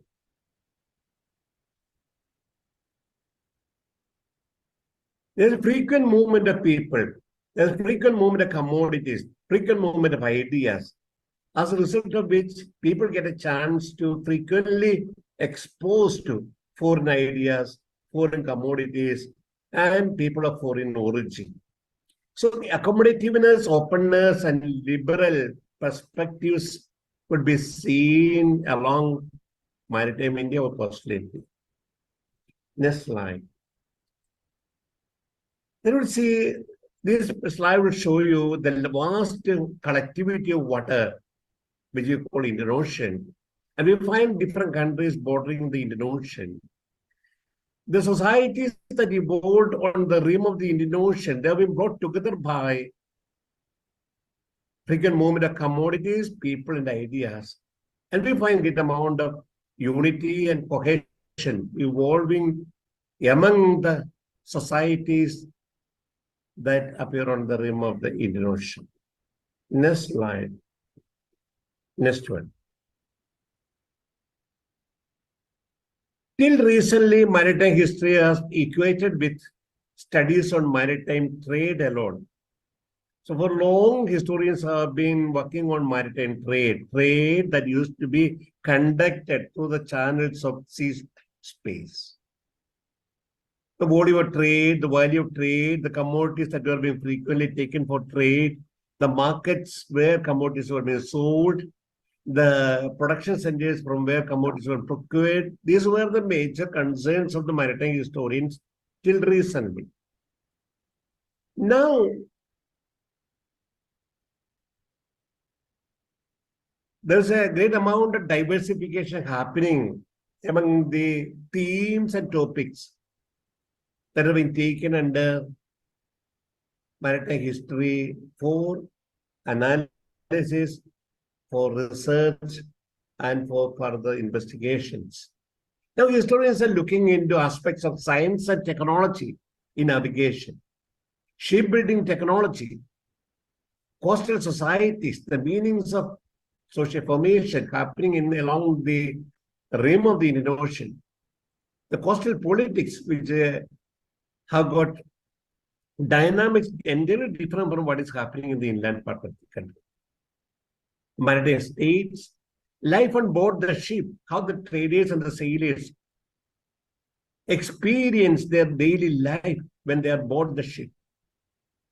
Coastal migration, we find the rhythm of the monsoon winds, the southwest monsoon that starts tentatively by the end of May, in the western part of the Indian Ocean, it's a wind current blowing from the sea to the land, southwest monsoon.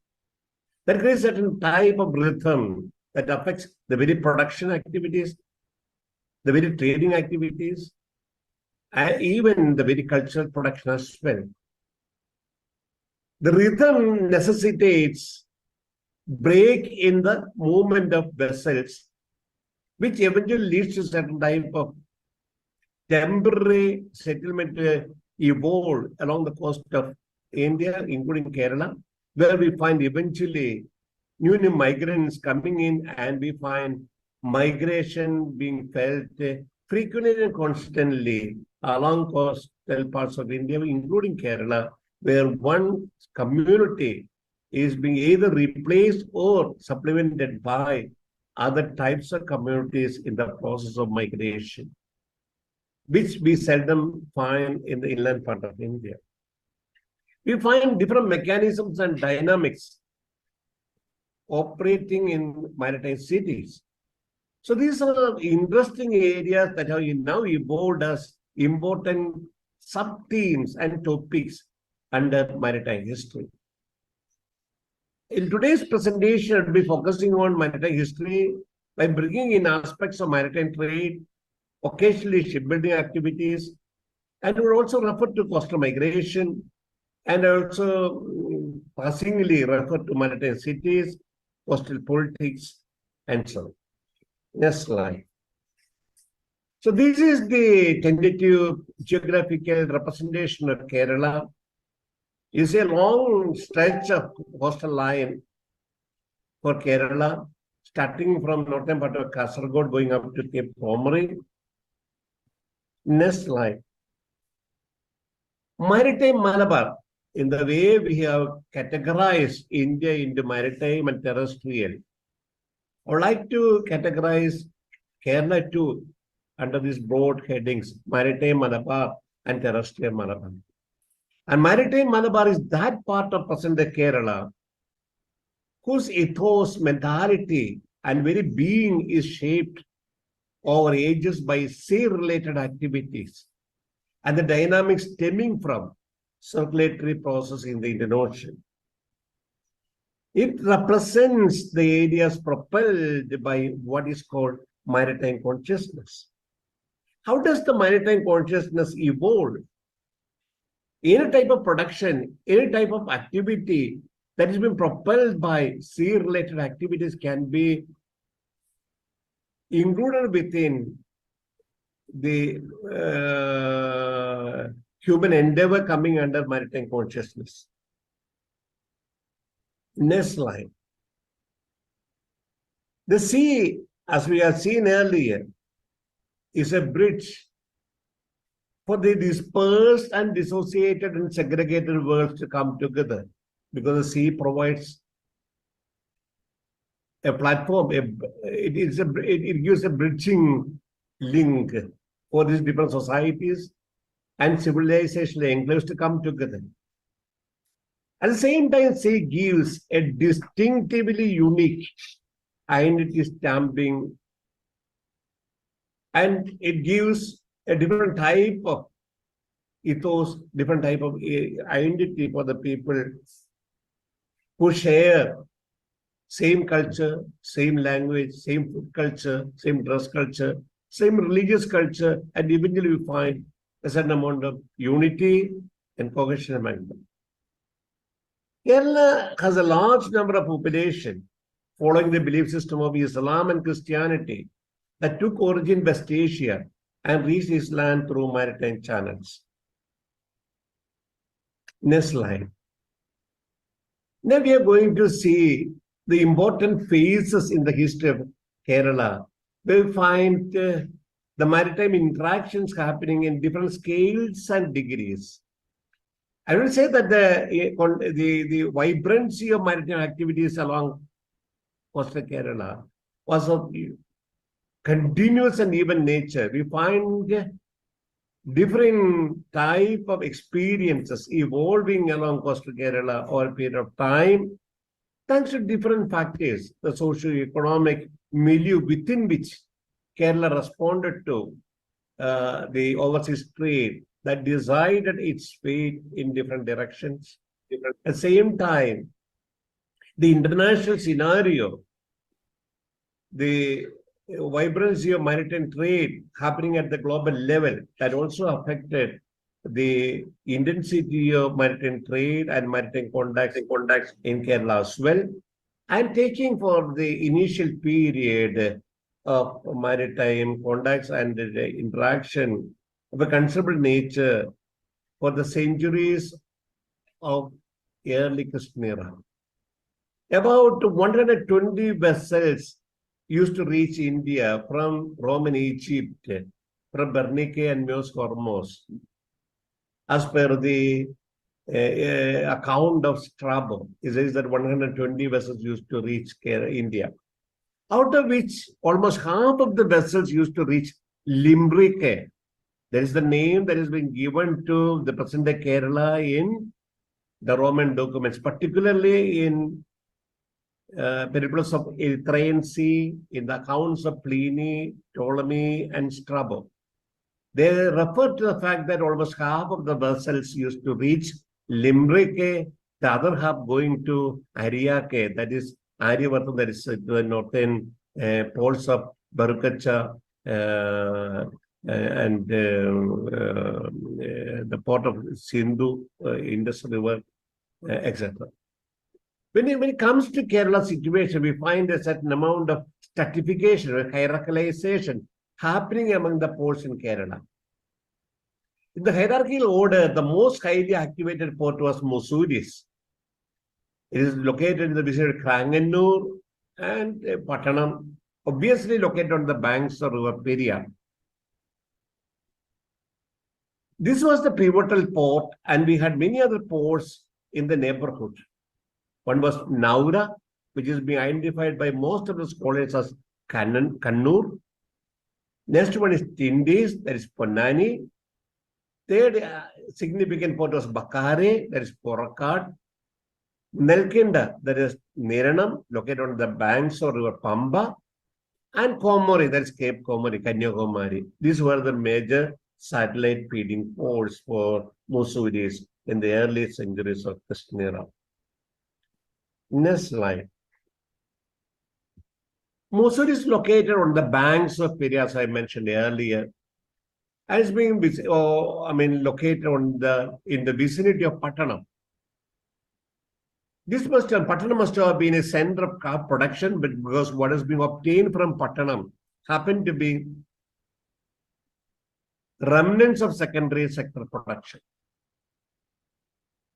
From Pattanam, we have obtained 4 million shirts and local pottery pieces, and also a lot of foreign shirts and pottery pieces of wine amphora, about 7,430 were being obtained from Pattanam.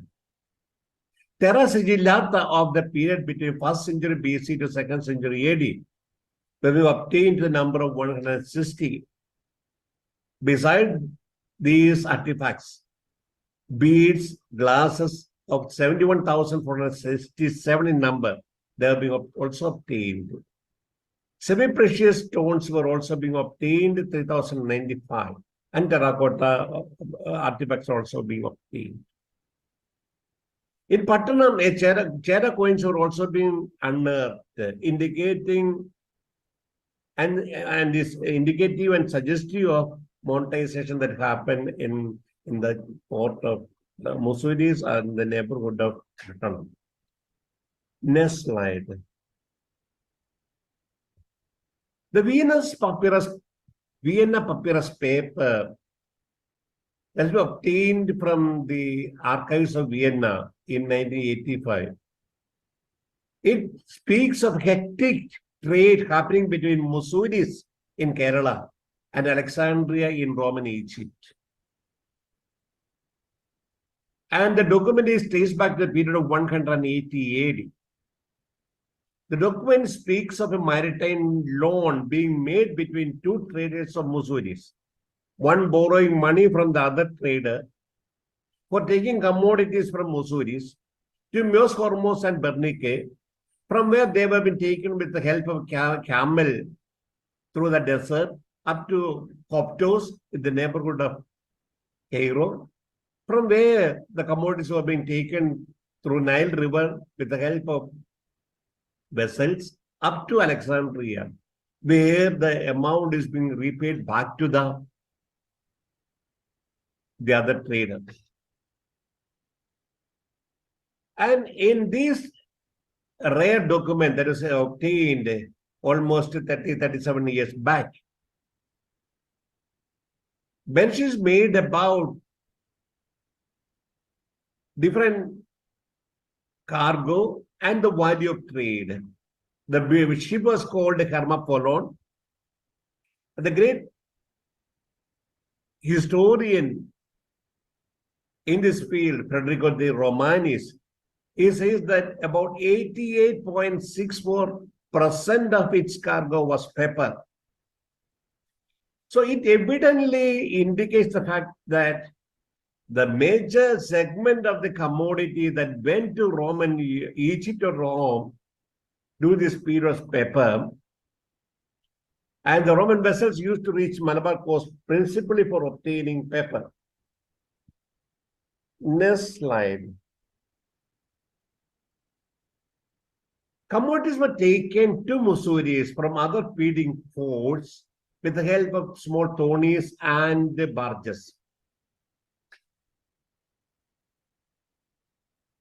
Mussoories and other feeding ports were located in the neighborhood of the principal pepper-producing hinterland. And this hinterland is called Cotonarige. Pliny calls this pepper production center as Cotonara. Ptolemy calls it as Cotiare. And Pittingerian table says that it is located south of Mussoories.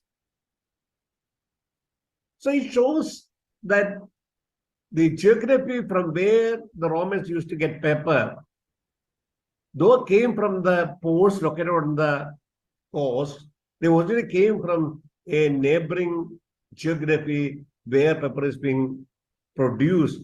And the geography is Cotonarige or Cotiare, or in other words, it is Kutanad. Now it's a waterlogged area, but that point of time, it was not like that because of geophysical changes that happened over a period of time. The 7 river systems which used to flow into the region finally made this region to be a submerged region and a waterlogged region. And now it's Kutanad is a waterlogged area. But in the 1st century AD, it was not like that. It was the principal pepper producing area. And we find, if you look at that account being given by these different Mediterranean writers, we can easily infer that there's a slow expansion in the size and extent of pepper producing hinterland from Nelkinda, that is Niranam, on the banks of River Pamba, going up to Mussoories on the banks of River Periyar. That would mean the entire central part of Kerala, relatively in the vicinity of the major ports of Roman trade. We find pepper cultivation getting expanded as a result of increasing demand for pepper for Roman world during this period of time. We find many Yavanas coming and settling down in Mussoories and the neighborhood, and a lot of descriptive narratives are seen in Sangha literature about the Yavanas in the household of the Cheras. And we find a temple of Augustus being located in Mussoories that's been clearly indicated in Pittingerian table. Next slide. So Mussoories was the major port, the pivotal port till 8th century, though there were other ports. And the other ports had only an ancillary and a complementary role to play to a great extent. They were feeding ports to a great extent. Now, from 8th century onwards, we find Koilon. In documents, it has been called Kulamali, emerging as the pivotal port. The Ghulam Ali's emergence as the pivotal port happened against the background of long historical trajectories. Against the background of hectic trade of the Sassanids from 3rd century AD onwards. And we find the Arab trade also getting stimulated from 8th century onwards. The Tarisapalli copper plate of 849 AD is a copper plate that has been given by Chera ruler Stanu Devi Varma to the Church of Teresa, erected by Mar Sapor. Mar Sapor and Mar Pro, the two Christian leaders who came to Coilon in 823, they erected a church that is Teresa. And they were the principal merchant group that supported Stanu Devi Varma, the Chera ruler. And document says that, Tarisapalli document says that Marsapur was the founder of Coilon Port. In Vatteduttha, the copper plate says that E Nagaran Kanda Neeretta Marvin Sapariso. E Nagaran Kanda. This town is being built by Mar Sapariso. Next slide. You find the Sassanid Empire in 843. The Sassanids were being defeated as early as 641. They were being defeated, and ever since the defeat of the Sassanids, the Arabs had occupied Persia, and the Umayyads were ruling from Damascus, and the Abbasids established their base in Baghdad, in the neighborhood of Seleucid Ctesiphon in 750, and we find the entire region coming into the hands of the Abbasids. We find the traders of the erstwhile Sassanid Empire moving to different parts of the Indian Ocean region, and probably Mar Sapor and Mar Pro, who reached Coilon in 823, must have been migrants from the erstwhile Sassanid territory. And we have got enough evidence, tentative evidences to suggest the connection between erstwhile Sassanid region and the new migrants. Next slide. We find crosses with the Pahlavi inscription being found from 9 places in the Indian Ocean. Next slide. The first cross with the Pahlavi inscription was obtained from Mylapore in 1547. This is the cross with the Pahlavi inscription obtained from Mylapore in 1547. This cross is a picture of this is a picture of the cross now kept in Piriyamala in Mylapore. And we find the Pahlavi inscribed crosses being obtained from 8 other places. Next slide. Kottayam, 2 crosses. Muttiyara, 1 cross. Kadamattam, 1. Alangadu, 1. Kodannur, 1. In Kerala. Agasem in Goa. Andadapuram in Sri Lanka. So all these crosses with the Pahlavi inscription are symbols of maritime contacts that Kerala had that point of time with erstwhile Sassanid terrains. Why I say that this is not the indigenous? Because the language used encircling the cross is Pahlavi, which is the archaic form of modern Persian. Pahlavi was not the language that was used in any part of India. That would mean the Pahlavi language using people must have been the people who are being associated with the cross initially, and later it must have been taken to interior part as symbol of veneration in the course of time. Next slide. So these are indicative of the maritime contacts, and Pahlavi was the language before 7th century AD. That indicates that these crosses must have taken shape before 7th century AD, which is the indicative of the maritime contacts that happened earlier, probably from 4th century to 8th century AD or so. Ghulam Ali, that is the present day Coilon, was located at the junctional point of long distance trade happening between Abbasid Persia, and the trade networks used to emanate from Oman or Sohar in the Persian Gulf. And these trade networks used to terminate in Canton in China, in South China. It has been controlled by the Tang rulers. So there was a permanency, there was a certain amount of security, there was a certain amount of safety being ensured by two power entities at the both sides of the trade routes. On the one side, the Abbasids in Persia and the Tangs in China. And the trade routes invariably intersected at Koilon, which was a major halting center in between. That is Kulamali. And the church Tarisapalli, which was being erected by Masapur, was located in Koilon as per the Thanjavur copper plate or the Tarisapalli copper plate. A large number of taxes which the rulers used to collect till then were being handed over to Tarisapalli, like Maritime Archaeology, Enikanam, Talakanam. These are the professional taxes.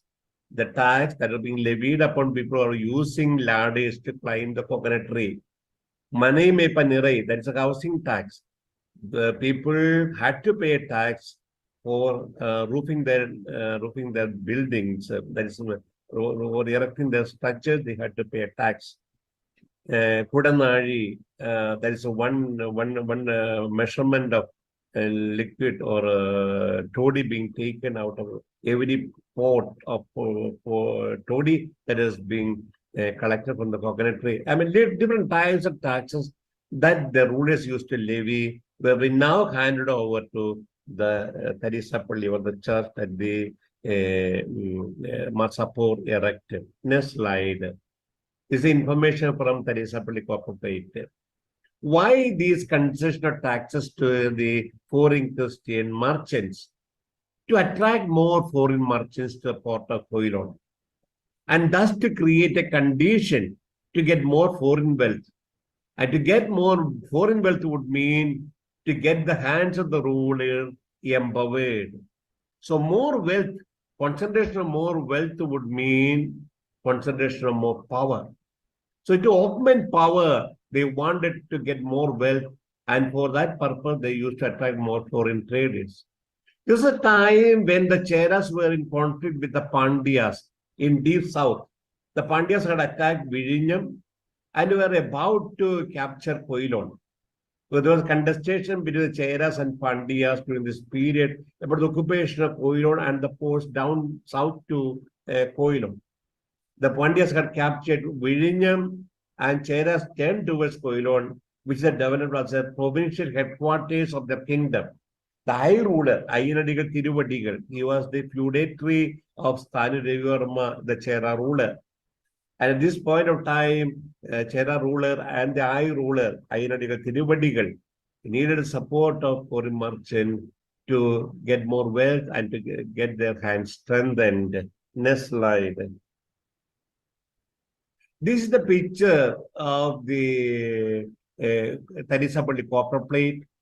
And down below, we find the signatures of the witnesses for that Tarisapalli copper plate. We find in the signatures Hebrew script, we find Arabic script, we find the Pahlavi script, besides what it is there. That clearly indicates traders of other denomination and other communities were also there. Hebrew, Jewish traders were there, Muslim Arabic traders were there, and there were also Indian traders as either participants or either witnesses, which is being indicated by the presence of signatures in different languages. Anjuvanna Manigram, these are two major guilds operating in Koil at that point of time. Unlike Tamil Nadu, in Kerala, Anjuvanna happened to be a Jewish merchant guild and Manigram happened to be a Christian merchant guild. According to M.J.S. Narayanan, Rajan Gurukul and others. Next slide. There was a chain of angadis being erected in the interior localities for mobilizing cargo for the trade of Koilon. We find the Tharekad inscription 1024 saying that the ruler, local ruler, Raja Simhan, conferring privileges on the Christian traders like Chatan Badugan, Iravi Chatan, were members of the Manigrama Merchant Guild, to set up an angadi in the locality in Tharekad. So these Christian traders were being given the privilege to establish angadi market in the locality in Tharekad. And this is next slide. You find the huge granite structure in the picture. That is the place where the entire inscription is being written. The inscription in that huge granite structure, that rock piece. It is located in the neighborhood of the Tharekad Church. Next slide. Meanwhile, the Chairas also got the help of Jews of Muirikode.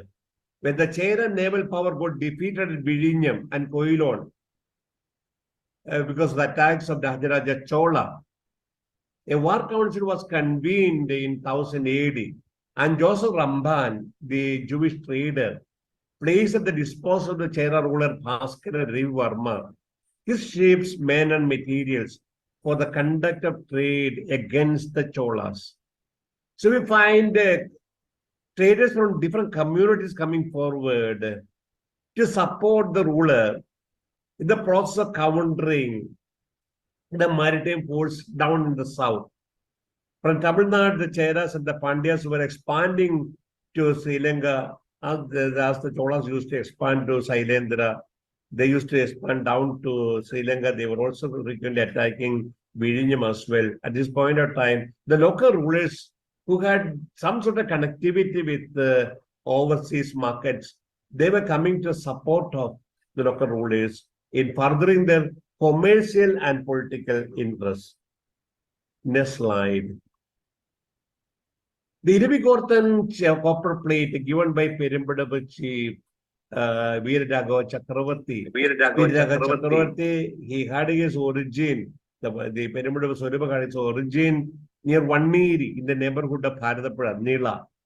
From there, the ruler was being compelled to go down to south, initially to Kranganur, because of the pressure being felt from Samudri, the ruler of Calicut.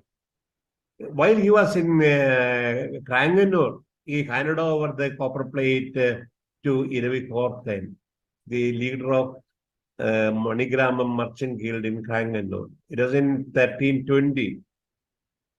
So all other merchants of Kranganur and the 5 artisanal groups, including carpenter, blacksmith, etc., they were kept subordinate to him.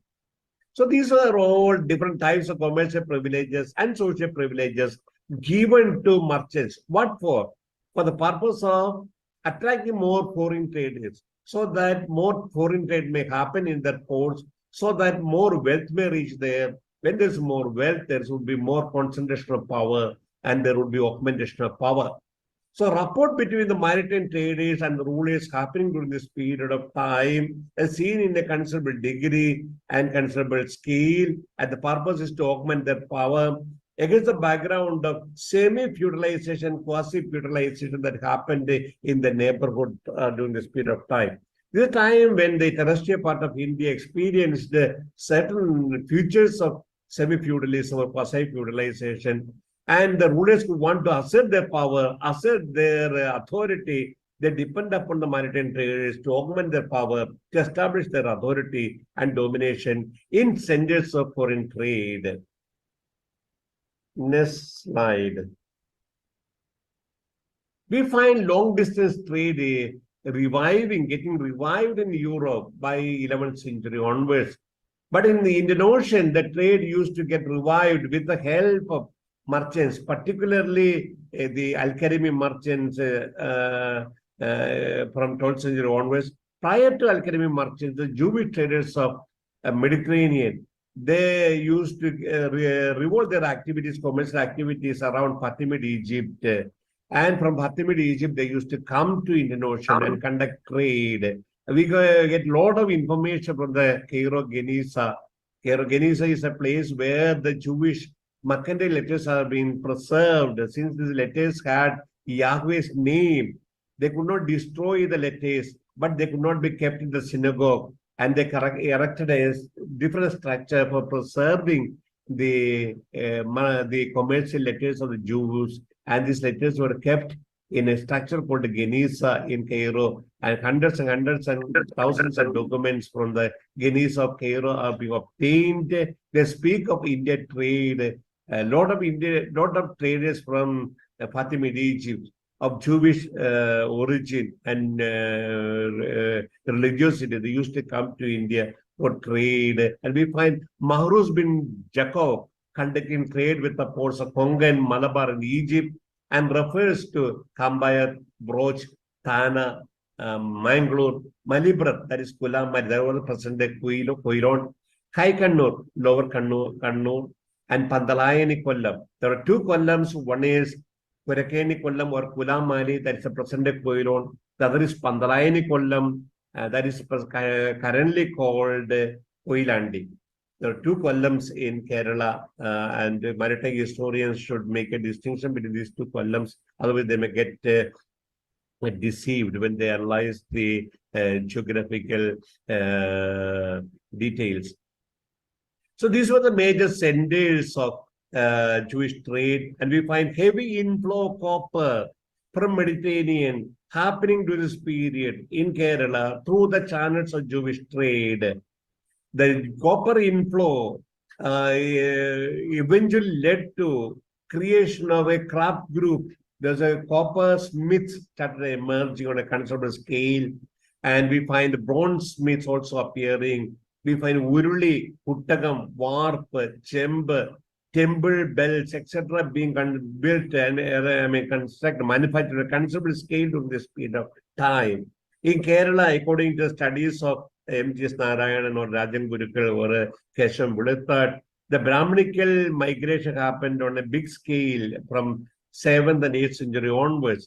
And we find large number of temples being erected with the period between 8th century and 13th century. And this presence of temples and the presence of Brahmins along the riverine belt of Kerala meant more consumerial requirements. We find for temple needs, belts were to be manufactured, and for Uttupuragal, the place where the Brahmins were being fed, there were utensils and vessels that were being used for cooking, and they were invariably made out of copper or bronze. And we find the copper inflow and the bronze manufacturing leading to creation of a new culture of utensil manufacturing, vessel manufacturing, unlike in other parts of India. Something Kerala specific style appearing to this period of time, and we find large flow of these metals leading to creation of new social group, the coppersmith and the bronzesmith on a considerable scale, particularly along the coastal part of Kerala. Next slide. This is a picture of a ship that I had taken from the Geniza papers. This clearly indicates people sitting in different tires of the vessel, and even we find the nature of vessel that's being used. The anchor is there, the radar is there. So it tentatively represents the nature of vessels that are being plying in the Indian Ocean at this period of time. Next slide. So we are seeing different communities, the Jews, the Christians, the Muslims, and even the local merchant groups also taking part in the trade in different degrees and scales. In all 90s, we find the Rasulids of Yemen. They are the rulers over there. To attract more trade to Yemen from Kerala, we find the Rasulids spending a part of their customs in Eden for the purpose of remunerating the Qadis and the Khatibs of major centers of Islamic religion and trade in Kerala. So the major ports, according to them, according to the account given in the Rasulate document, is Lami Bazur, that is Basurur or Barcelona. Buthapattanam is Buthapattanam. Hili is Mount Eli, that's Erimala.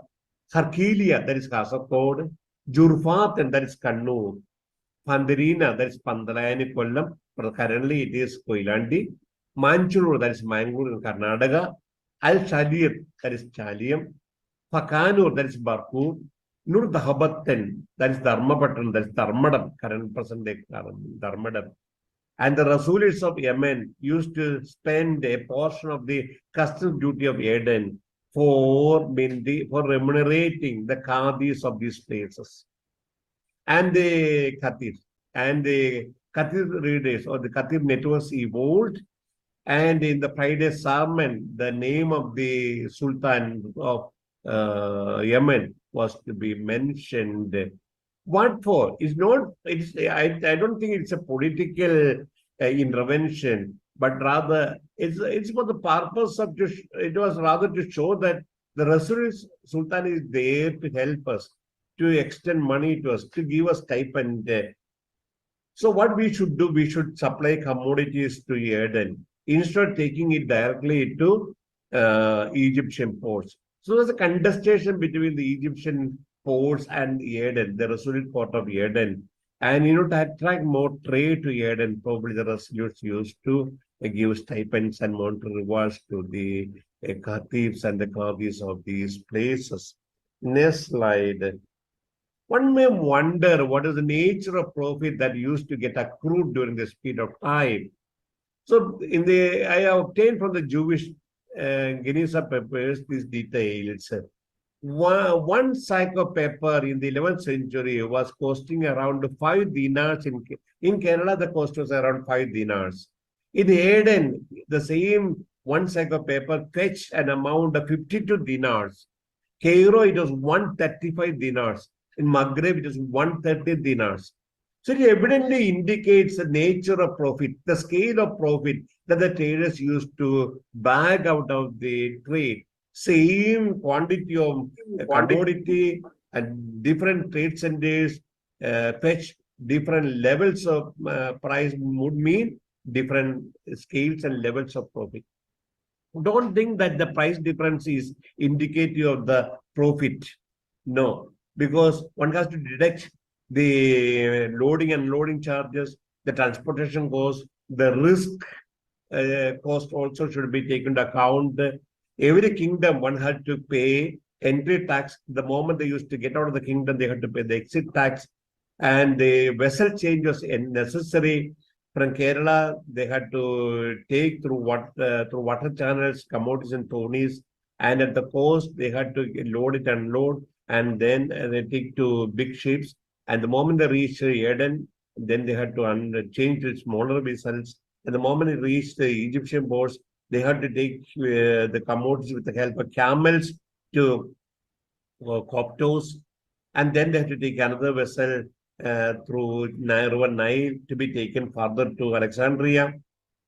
And then to the Mediterranean, big ships are being there to be taken still further. So different vessels were there, they had to be changed according to the requirements of the geography. Different people are involved, different taxes of entry nature and exit at the exit level were there, which all would mean augmentation of cost at different stages and levels, which would cause the price to go up. So one has to deduct all these different heads of expenditures to find the actual figure of profit.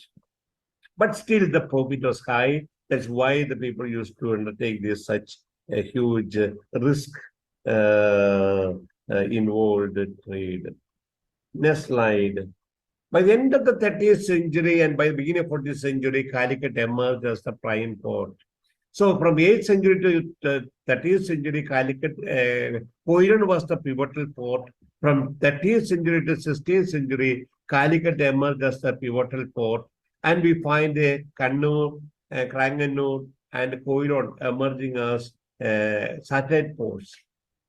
Calicut emerged as the prime port against the background of decline of Baghdad with a Mongol attack on it in 1258 and heavy frequenting of its port by Al-Qadimis from Mamluk Egypt. Next slide. The intensified maritime trade of Calicut by Al-Qadimi traders prompted the chief of Nedirippu Sorubam to shift his capital from the agrarian and landlocked pocket of Nedirippu in Ernad. So Nedirippu Sorubam had its base in Ernad, Nerambur, near Nerambur. From there, the Sorubam shifted its base to present-day Calicut after having defeated the local ruler Porlatiris. The purpose is obvious: to get access to the surplus coming from maritime trade. So we find the Calicut evolving as a maritime state, a state that has been sustained by by the surplus coming from maritime trade. So with the hectic trade happening near Calicut, with the intensification of trade of the Al-Qadimis, the inland ruler shifted his political base from Nelambur to Calicut for the purpose of banking upon the surplus coming from maritime trade. We find next slide. You see, this is the picture of 1571 of Calicut. We find the city being located on the maritime side and the number of and the type of vessels on the seacoast, and the shipbuilding activities happening there, and the elephant drawing the timber for shipbuilding also being seen. This is a picture depiction of the town of Calicut. Next slide. We also find that the king of Nedirippu Sorubam also shifting his base from one area, that's again a landlocked area, going to Kranganur, as I mentioned earlier. From Kranganur, then finally he shifted his base to Kochi. Kochi emerged the floods in the river Periyar in 1341. When there was heavy flood and the water channels got blocked, the Kranganur became unnavigable for big ships, and the southern branch of Periyar reached the Vemanad Lake, and the waters of the Vemanad Lake made an opening into the sea at a place called Kochari, which in abbreviation gave to be called Kochi. And after 1341 flood, that place eventually became a harbor. Now it has become the major harbor. And the king finally based his power edifice in Kochi after long movement from one area to Kranganur and from Kranganur to Kochi. So rulers were moving from the hinterland, from the agrarian pockets to the maritime trade centers, obviously with eye on the profit coming from maritime trade. And we find this type of states being built on the surplus from maritime trade. It created different type of political ethos and political color and flavor to the state that they forge along the coastal region. We find tentative data for the period from 1490s onwards. The Mamluks declared spice trade a royal monopoly in 1428. Paper which was being priced 4.64 ducats, that is a Venetian coin, in Calicut. It fetched 25 ducats in Alexandria, Venice 56 ducats, and Lisbon 80 ducats. You see the enormous difference for the same commodity at Calicut and Lisbon. Calicut is 4.64 and Lisbon is 80 ducats. So in the process of movement from one locality to another, in the process of crossing the different barriers of nationalities and water spaces and states, the value gets accrued to it, the value gets added to it, and the final destination, the price gets enormously augmented. And this made the Portuguese take a decision to tend towards the source of pepper and reach India so that the commodities can be obtained at cheaper price. Next slide. With the coming of the Portuguese, there was an intentional and coercive effort to restructure the trade. In the sense, they initially wanted to reorient the trade through the Cape route, restructure the trade, keeping the major commodities of trade as crown monopoly, and they reduced the chances for the local traders, Indian traders, to conduct trade. Their chances are being reduced. If they had to conduct trade, they had to take kartas, licenses. So through the mechanisms of kartas and fortress and patrolling mechanism of armada and the caravan mechanism of kapila, the Portuguese developed the trade as a monopoly endeavor. So the entire control device were for pursuing their trade on a monopolistic basis. And this also helped the Indo-European trade to converge in the Portuguese ports. All ports at that point of time where pepper was being transacted were being controlled by the Portuguese. So the fortresses checked the movement of commodities through the riverine channels and through the water channels. The chance for skipping the control mechanisms of the Portuguese were being minimized by their patrolling fleet called armada. Every vessel had to carry, every private vessel of the private trader had to carry the license or kartas, indicating the place of their origin, the place of final distribution of the cargo, the people who are involved in the commodity movement, the nature of the cargo. Everything was to be mentioned in the license. If anything is being found outside these details, such commodities were being confiscated and the vessels were being drowned. So these are the nature of control mechanism that they developed in the Indian Ocean, as a result of which they could politically control the nature of trade in the Indian Ocean, particularly the private trade for a considerable period of time, particularly along Kerala coast, because Kerala happened to be the major production center for pepper at that point of time. And pepper was the highest, was the commodity that was the highest demand in Europe. So the monopoly was to control the movement of pepper in the Indian Ocean.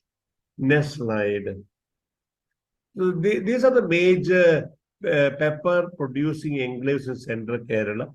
Next slide. These are the major centers of trade along the coast. This is a map of the Portuguese drawn tentatively by the middle of the 16th century.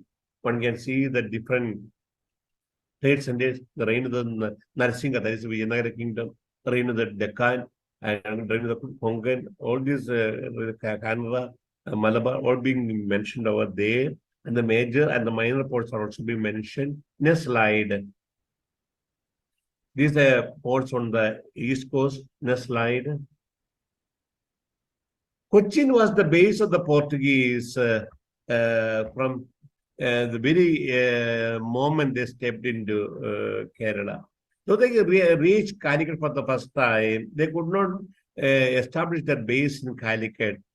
They had to go to Cochin, which had a rivalry with the Calicut at that point of time. The king of Cochin wholeheartedly received the Portuguese, and for the time of Pedro Alvarez Cabral in 1500 onwards, we find the Portuguese localizing their power in Cochin. This is the picture drawn by the end of the 16th century. This is a picture of Cochin. The magnificent structures that we see in the picture, they are the Madre de Deus College of the Jesuits, 3-storied building, and see how elegant and magnificent the structures are on the coastal side. Before the coming of the Europeans, the coastal side was being left barren, mostly inhabited by the Mukwas or the fisherfolk.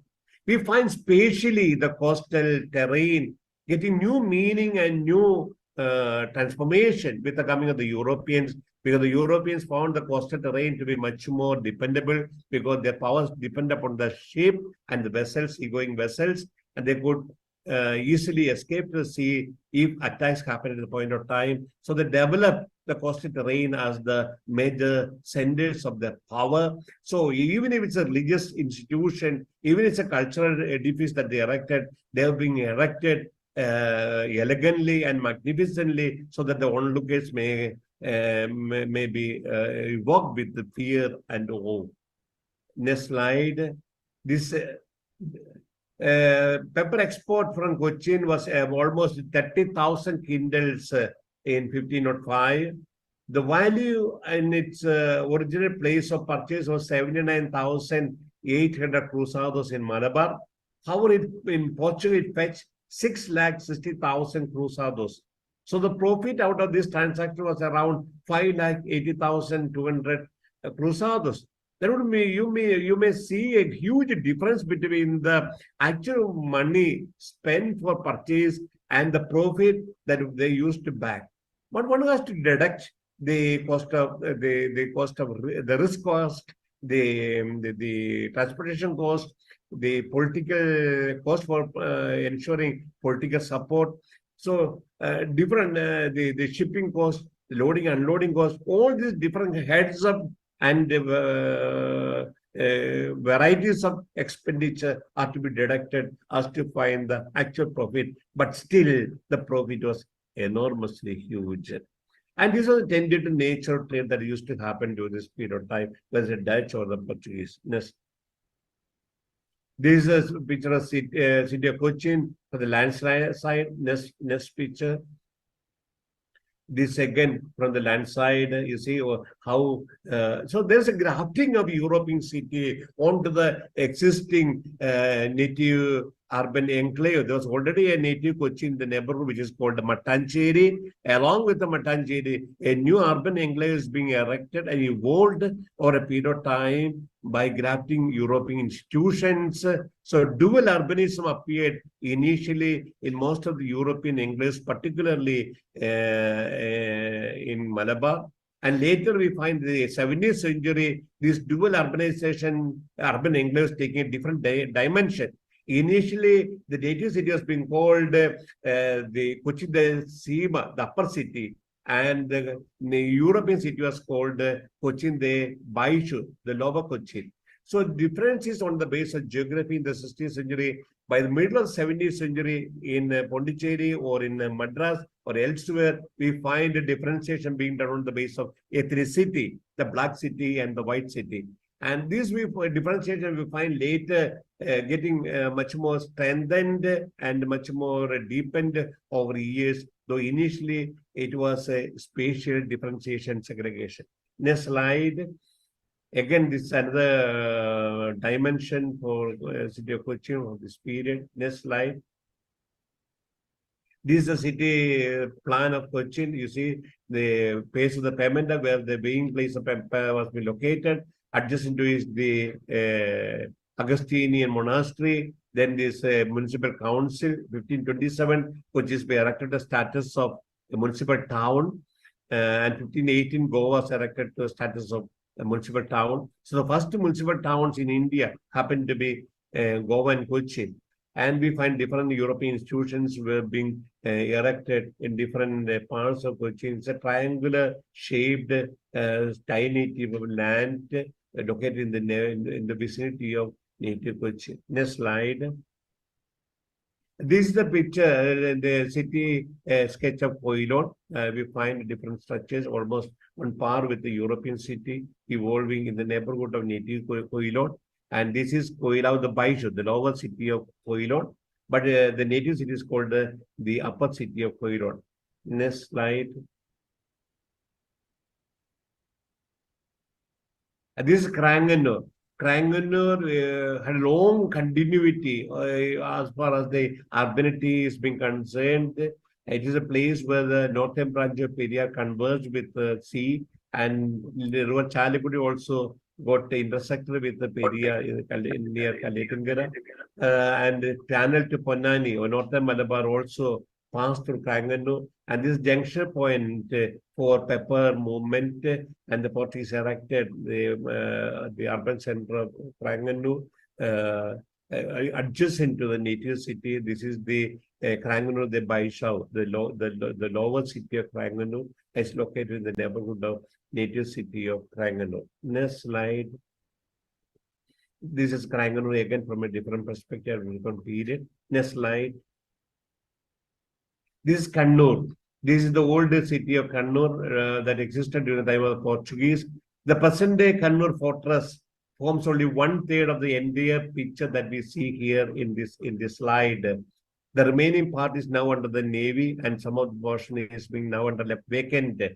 The Dutch reduced the size of all the Portuguese cities, whether it's Cochin or Kannur, and the Kannur fortress and the city was being magnificent structure in the 16th, 17th century. Next slide. And this is the physicality of Kannur. Fine structures are all elegant and magnificent. So all these elegant, magnificent structures are being used as a visually used as a language of power, as to impress upon the people, as to show the weight and the might of the Europeans. And this has been invariably done in all the places where the Europe is stepped into, and we find even the case. This is the case in Malabar too, where the speciality of the maritime, the fringes or the coastal fringes, where they added new meanings of power into the maritime spaces or the rim areas of maritime spaces during this period of time, as to show the not only the local rulers but also the traders coming for trade, the might and the strength that they wielded. Next slide. That's a Punyali. Even this is the Punyali's fortress, the Punyali Marakars. You see, the Punyali is also emulating the practice, the tradition, and the fort building and the city building tradition of the Portuguese. Almost there's a parity, almost there is a similarity, though there is a difference that we see as far as the elegance part or the magnificent part is being concerned. Next slide. So I think I heard only one when my time is running up. So what I'm trying to show is that the physicality of maritime India or coastal Kerala got changed with the coming of the new forms of urbanity, new forms of urban structures. At the same time, the locals also started to emulate the same practice. In many places, dual towns appeared in the neighbor side by side. There's a native city, and then in the neighborhood of native city, there was a European city. And the European city was invariably made to be impressive. And these are the coins that were in circulation. This is the Pataka coin. Next slide.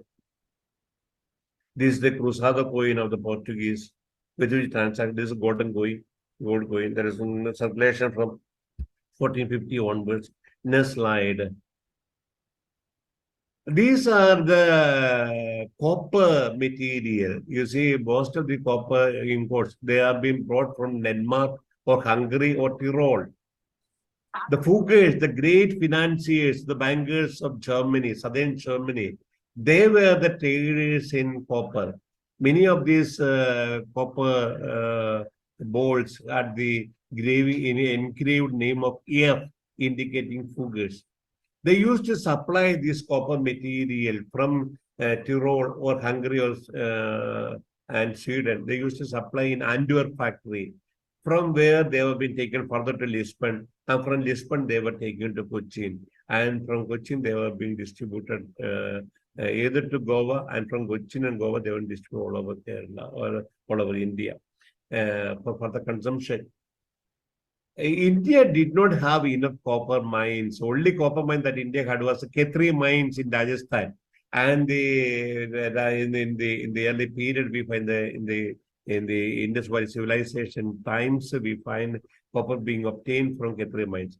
The rest of the copper used to come from Mediterranean world, and the intensity of copper flow increased with the Portuguese times, because in India, what was in high demand was copper, and the merchants told the Portuguese that 2/3 of the price of the pepper was to be paid in copper. We don't want money, we don't want European currency. What we want is copper, which accelerated the flow of copper to Indian markets. So this, as a result of which, we find new social groups evolving in Kerala as well, in other places as well, in the process of converting these copper bowls into copper utensils, copper vessels, etc. The coppersmiths and the bronzesmiths on a considerable scale. So what I have been trying to say is that this is only an abridged and abbreviated picture of what happened in Maritime Malabar. We find the impact of these movements, commodity movements, and the impact of these transactions reaching the farthest corners of Kerala. So the paper that has been produced in the Indian part of Kerala is been produced on the basis of the requirements that the markets and the consumers across the Indian Ocean actually generated.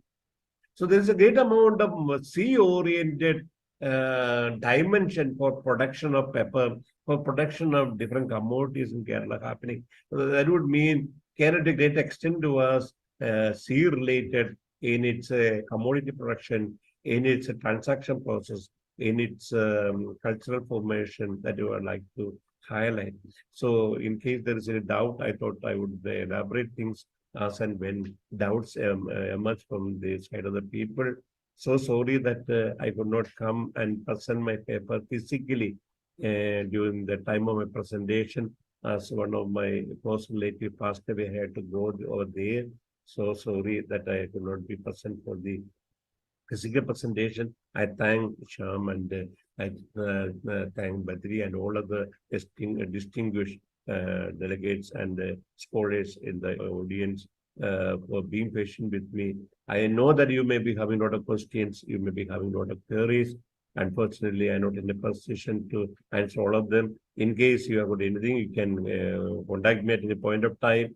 And whatever that I may be able to answer, I would obviously answer them. And I would like to clear the points that actually I postulated in my presentation with these few words, and congratulating the efforts and the endeavors that the Shyam and the Patri have taken for highlighting the importance and significance of sea in the Indian history. I would like to appreciate their efforts. I would like to congratulate them with these few words of congratulations, appreciations, and thanking you all. I would like to remain. Thank you very much.